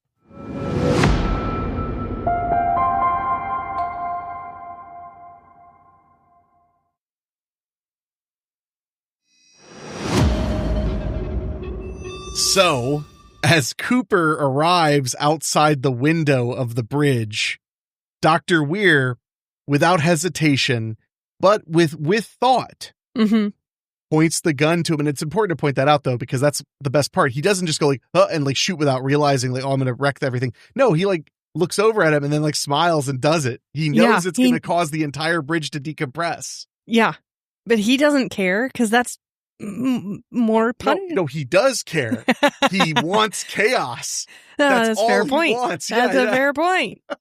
So he shoots at Cooper, and it busts open the window, and the explosive decompression pulls Dr. Weir out, and they manage to seal off that part of the bridge so that they can use that section of the ship to survive. And that's when Miller tells them the plan, okay, we're going to put the lifeboat effect. We're going to use that. Yeah. So we're going to put the lifeboat into effect. Is what I meant. I got you. Yeah. So, he's like, basically, you guys stay here. I'm going to make sure that all of the charges go off. So Miller, goes basically back to the engine bay so that he can make sure all of the charges are set, and he has to go by one by one. Well, he doesn't have to go to where the engine bay is, but what happens is he demands his crew stay behind because you've got one severely injured guy, and then the female lieutenant Stark, and then Cooper, mm-hmm. and he doesn't want to risk losing them, so he makes them go up there and stay there. And then as he's confirming each of the explosives, he realizes almost certainly Weir might be alive, but then the fire ghost from his past starts chasing him. That's what it is. And it runs him straight into the event horizon, mm-hmm. Straight into the engine room. So you were close. It's just it basically, the moment he gets into that corridor, all bets are off. The ship just starts coming for him. Yeah. Cause it's honed in on him. And one cool thing, because there's so much, obviously we're going to gloss over tons of stuff, but one thing I thought was really cool was there was a scene earlier when Lieutenant Stark is talking to Captain Miller, and she's like, I have one theory of what's going on here. Because that's his thing, is he would say I want to know what is going on here. I don't know. Well, then find out. That's your job. There's a great part early on before Weir's gone crazy where Weir says, I just need a little time. And he's like, that's the one thing you don't have. It was so good. But there's a part earlier when before everything, people are really dying, other than I think at that point Justin had been hurt, but that was it. So it seemed like there was some kind of psychosis going on, where she tells him she's like, I have a theory. And he's like, tell me. And she says, I think that it's some kind of immune response. That's what her theory is about the ship. That this is an immune response to people being in it. We're an infection that it's trying to shake out. And he's like, I don't have time for this. It does sound crazy. But I just wanted to side note that, because as as Miller ends up stuck in the Event Horizon engine room, and then we reveal Weir in his final form, it becomes clear that that's not far off from the truth. Yeah. Yeah. Yeah. So Weir and Miller have a fight to the death. Duke it out. But you're not going to mention that Weir is now suddenly like carved up a giant like flesh painting of runes carved into his entire body and face. He is everywhere. like, it's I mean, what is the what's the word in Catholicism where someone stigmata? It's like an evil stigmata where he's just covered in like runes. He's and it, like, of course, stuff pouring out of his eyes. Well, and every time he saw his wife in visions before he even got to the Event Horizon, she would have no eyes. That was a recurring thing. She would open her eyes or turn to look at him, and she would have no eyes in her sockets.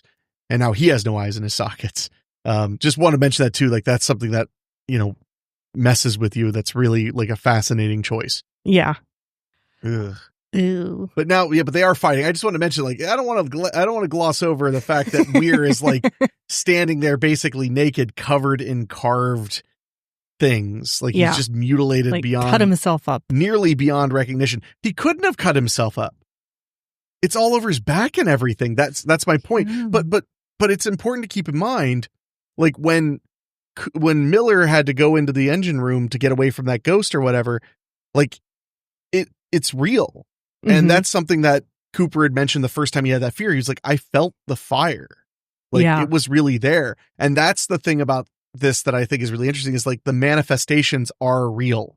Yeah. So it's not just in your head. Not at all. It's taking what's in your head and making it real. Yeah. Which does sound like a kind of, poetic concept of hell. It does. Take the horrible things and make them absolutely real. Not just haunting you. No, they're really happening. And you're going to have a bad time. Yeah. So, but no, and my point wasn't to shoot you down and correct you for not knowing what the, that he was, but no, my point is, like, that's how friggin' nuts and mysterious all this stuff is, there's no way he could have done that to him, especially not in like the 40 minutes. Yeah. Since they'd seen him last. Whew. Well, he kept himself busy. He likes to stay busy, and having a hobby is a very important thing, without a doubt. Yeah. But as they start to fight, it's a pretty awesome fight, because the way Weir reveals himself is he takes the place of the fiery dead crew person. Like, the flames build up and then they go down and he's there. Yeah.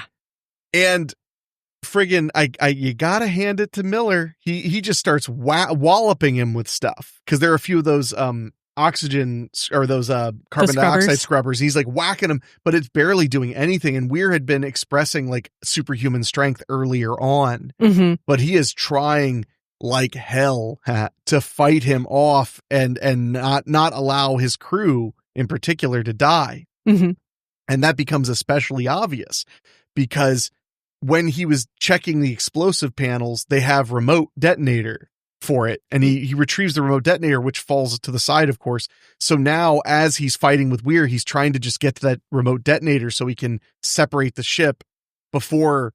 And I know we mentioned it before, but we didn't mention it right when he was in the bridge. It's going to activate. Yeah. Weir has it set, so it's going to go off in like less than 10 minutes. At that point, it was well under. Yeah, it was like barely 10 minutes. Yeah. So the Event Horizon is going to activate, and his argument for it is, if we've wondered where it was, now we're going to find out, and he says, like, to send us to hell. And hell is just a word. And that always gave me chills when he says hell is just a word. And then we get a few more peeks right after this.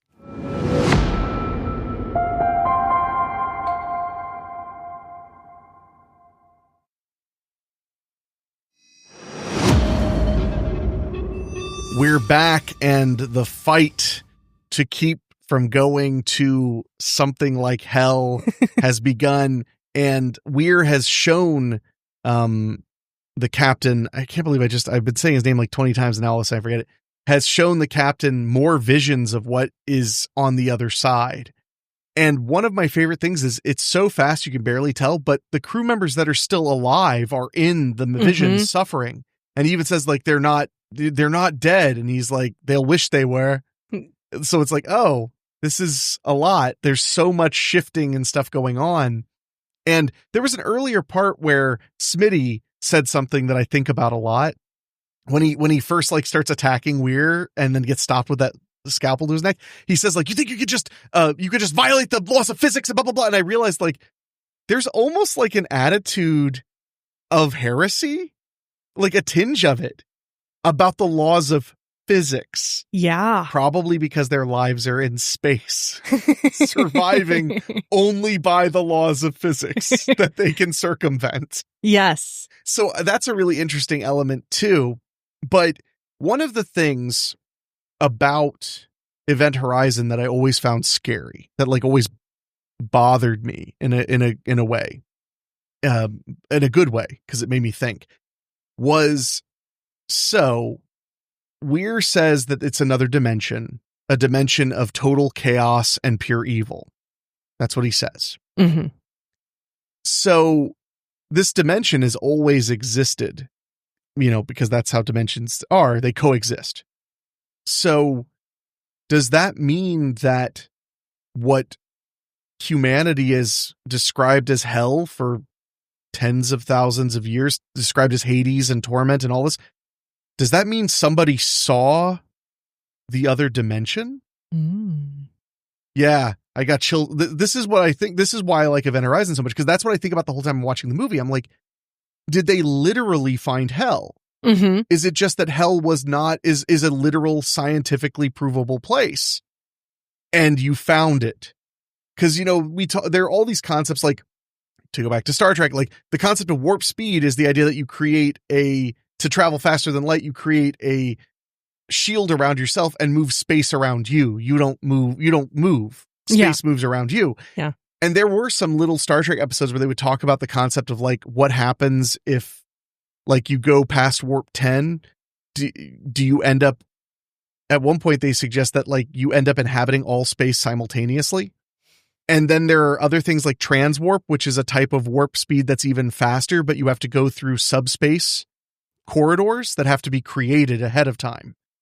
And in that, like, it literally causes like unbeknownst insane side effects. And that's kind of what I'm getting at here is like, so we created faster than light travel, but we tore a hole in the fabric of space and time, which is actually the source of all the concepts of eternal torment that humans have ever written about. I don't like it. It's scary. So hell really is a place, but go one further. When he shows him hell, we'll call it hell, when he shows it to him and he sees his friends who aren't dead suffering there, maybe humans never did go to hell. But when you saw hell, you saw yourself and others suffering torment there. But you can't get there by dying. You get there by getting there. So it would only exist if you go there. No, I'm saying that they thought that we go there or that we end up there because that part of the torment of a vision of it is you see people who haven't died yet there. So you could see anybody there. You could see loved ones that have died. You could see yourself suffering there. So they just kind of filled in the blanks of like, that must be where you go if you're bad when you die, because I saw everyone there. When in reality, it's like, no, you were mistaking scientific phenomena, natural phenomena, deeply horrific, awful natural phenomena. That's kind of what I was getting at. Okay. I mean, yeah. I didn't nail it. I didn't have it perfectly tied together the first go, but that's what I was getting at is like that they just thought because they saw themselves and people they knew in there, they thought that people actually ended up there. Okay. Yeah. When in reality, it's just, that's part of the torment is that it makes all the worst things a reality, a literal reality. Ugh. See what I mean though? Like that's why it creeps me out is the idea like, oh, we're just testing a new engine for a spaceship. And it's like, okay, well now hell is real. Great job. Thanks. Well, it does, especially the setup Not so much the rest of the movie, but the setup especially reminds me of, and the way you're describing that reminds me of the Philadelphia experiment, where it's like this untold horror just waiting around the corner, and you stumbled upon it because you were dabbling with powers that you could not comprehend. That sort of thing. Yeah, definitely. Yeah. It's just, to me, it's like the idea of hell, which is, Hades has been a long, terrifying thing. Mm-hmm. So the idea, like, oh, that's where it came from. Yeah. It is real. It's just not what you thought, because it's beyond, it's something else. It's a legitimate, normal phenomenon in the other dimension, not in your dimension. Yeah. I don't know why that like freaks me out so intensely, but it really does. Yeah. It really gets to me. Yeah. So that's one of the reasons I think Event Horizon is so interesting and so, wild. Also, the idea of like not needing eyes to see kind of leans into what I just said about like, it just shows you and makes real all these things. Mm-hmm. Why would you need eyes? Yeah. You wouldn't need eyes. You wouldn't need to see, because it's going to make it real anyway. Yeah. And I mean, who knows what that universe is even like when there's no one there to suffer in it. That's the part I don't.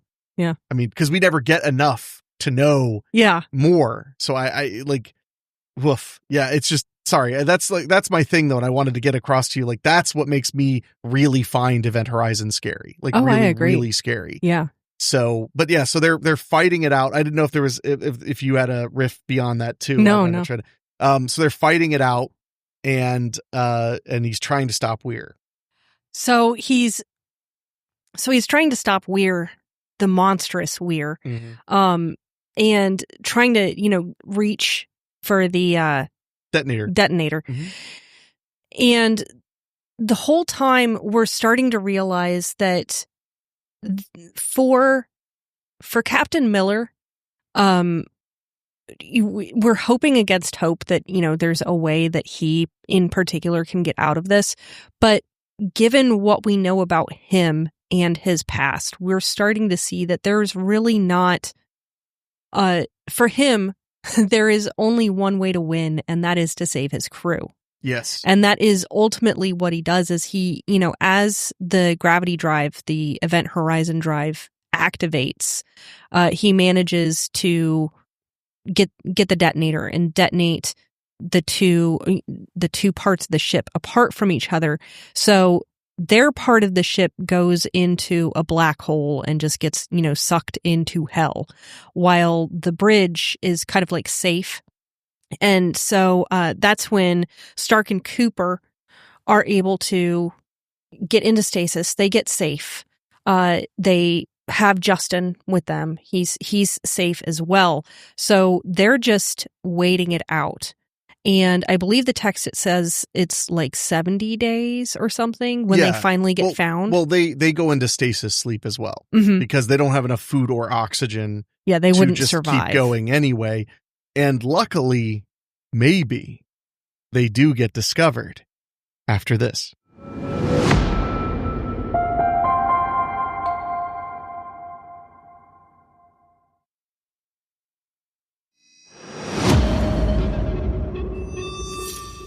All right. So those three are in stasis, and we see Stark in her stasis pod tube thing, and the water kind of drains down, and she gets out, and someone pulls her up. Someone's in a suit, and they pull her up, and they start talking to her, and there's a moment of disoriented relief. Yeah. As she kind of realizes that she's coming out of stasis. And there are these people in spacesuits, with helmets, because the ship has been damaged. Yeah. So they're all standing around her, and this person like lifts her up and is holding her, and then their visor on their spacesuit goes down, and it's Weir, and his horribly mutilated face with no eyes, and he's like grinning. And he says something like, "We were afraid we lost you," or something like that. It was something like that. Something really creepy like that. And she screams, and then wakes up again. We realize, of course, it was the fake out. Well, it was the nightmare like he was having. Exactly. Just like in the beginning, which is a beautiful bookend for the film. So she is actually coming out of stasis, and Cooper's there. He's trying to comfort her. There's other people there on the ship, her rescuers trying to comfort her. And as the movie ends, the camera just pulls back and the bay doors to the ship slowly close as she's screaming in terror and everyone is trying to comfort her. And then it goes to black. Yep. And you and I were, during one of the breaks, we were kind of talking about it. And one of the things that I love about Event Horizon is how the fear is so tailored for each individual person. And you were kind of talking about how, the thing that's worse about hell in this movie is that it shows you and it manifests and it makes real your own fears. And I think that, especially in horror, it just kind of gets lost on us that not everyone finds the same things scary. And I mean, without a doubt, that's what the show is about. That's why we're literally why we're here. And that's why you guys tune into us. And I have a love-hate relationship with personalized fear because, I've talked about how I didn't watch horror movies growing up as a kid. Yeah. I grew up in a religious household, but that didn't mean that it couldn't reach me in other ways. And the first time I was really exposed to the idea of fear being deeply personal was actually when I was reading The Voyage of the Dawn Treader, one of the Chronicles of Narnia. And it's a fun book, and everyone is right in the assumption they're family friendly, you can just pick them up, kind of fantasy books. But I don't think people realize that C.S. Lewis did actually write a science fiction trilogy. I think I'd heard about that. Yeah. It's a very good trilogy, but he was good about blending different genre like that. And in The Voyage of the Dawn Treader, they come up they're on a boat, obviously, and they come up against a big fog and kind of get lost in the fog, and they see a island out in the distance, and they see a little rowboat, and they manage to rescue the guy in the rowboat, and this guy is haggard and looks like he's been lost to sea for years, and he says all he says is we've got to get out of here. And they say, this is the only land we can find for miles, we need to stop and get food. And he says, no, you don't understand, you don't want to go there, this is the island where dreams come true. And as a kid, that kind of sounds boss. Yeah. Until he explains, no, this isn't the dreams that you think of. This isn't your hopes. This is your dreams. These are the things in your mind that you can't control. And everybody on the ship, quickly realizes what that means. And I remember, Lewis describes that someone hears scissors and it gets louder and louder, and that starts driving them insane. And someone else hears the voice of a school teacher that was really mean to them, but then it gets louder and then it gets closer. And that as a child, really drove home that what may be benign to one person can be utterly terrifying to the next. And I love that Event Horizon took that concept and dialed it up to 11 and ripped the knob off. Sure, yeah. Because, as a kid, that was scary enough. And then as an adult, it's yeah, but what if we did more with that? Is really, really great to me. What if we did more? And also Sam Neill. Sam Neill. I mean, and Sam Neill and everything. And then you put Sam Neill and Lawrence Fishburne together, you're going to have a good time. Yeah. You absolutely are. They're just consummate. They're so good. And like I said at the beginning, if anyone would have phoned in their performance, this movie would have fallen apart. But everybody was so into it and gave it their all. So I just yeah, definitely love this movie and highly recommend it to everyone. Yeah, they play it so legitimate. It's an awesome, scary movie. I hope you guys, if you haven't seen it, you check it out. Thanks in part to our ranting and raving about how good it is. It is kind of the top of the line of sci-fi horror, I think, but I'd love to be proven wrong. Yeah. I would be totally down to see something even scarier than Event Horizon, but very little scares me as much as that. Like you were saying, like the idea of things you imagine becoming reality or things you dream of or want becoming reality. That's scary. And then the idea of like, messing with natural forces can have unintended consequences, and having the unintended consequences go so far beyond anything you could even guess. Mm-hmm. Super scary. Yeah. These are the things that scare me a lot. And it's easy. It's like when Star Trek did the episode where Barclay was afraid of the transporter. Oh, I love that one. I love that because, like, why wouldn't you be? Yeah. Why wouldn't at least some of the people be afraid? Yeah. It's kind of a scary idea. So that's the other point, is like, it brings the humanity and a realism to sci-fi to have these kinds of concepts that, like, what happens when you are exposed to this? Or, this seems mundane, but isn't the reality very scary compared to like normal everyday life? Yes, It is. So yeah, I just love Event Horizon, and I think everybody should check it out. It bombed at the box office, but it's become a real cult hit, and I love it. Check it out. Paramount Plus is the best place to watch it. Yeah. So, you have anything else you want to say before we hop on out?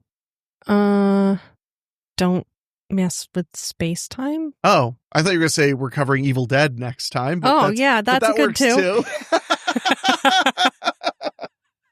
Yeah, we're going to do Evil Dead next time because we watched all of Ash vs. Evil Dead. So now we're like, we got to go back. Now we want to watch it all again. So, and I find Evil Dead, the first one, sincerely scary. Yeah. And a lot of people think mostly about Evil Dead 2 and Army of Darkness, which I love both of those quite a bit, but they're not scary like Evil Dead 1 is. Evil Dead 1 is really a creepy movie. Yeah. I watched it so many times alone in my bedroom after 1 a.m. on tape.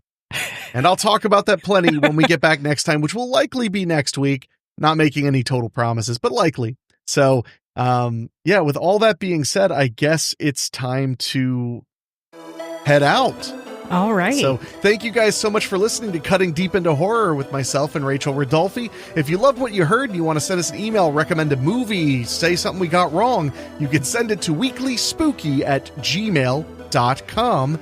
And if you want to support us for $1 a month, as little as $1 a month, you can head to weeklyspooky.com/join and help us keep the show going and going and going. But otherwise, we'll be back very, very soon talking about more of the horror movies that sincerely scare me, somebody that people think would be a jaded horror movie lover, but I'm not. So anything else you want to say, Rach, before we hop on out of here and head into Warp Drive? Where we're going, we don't need eyes. Welcome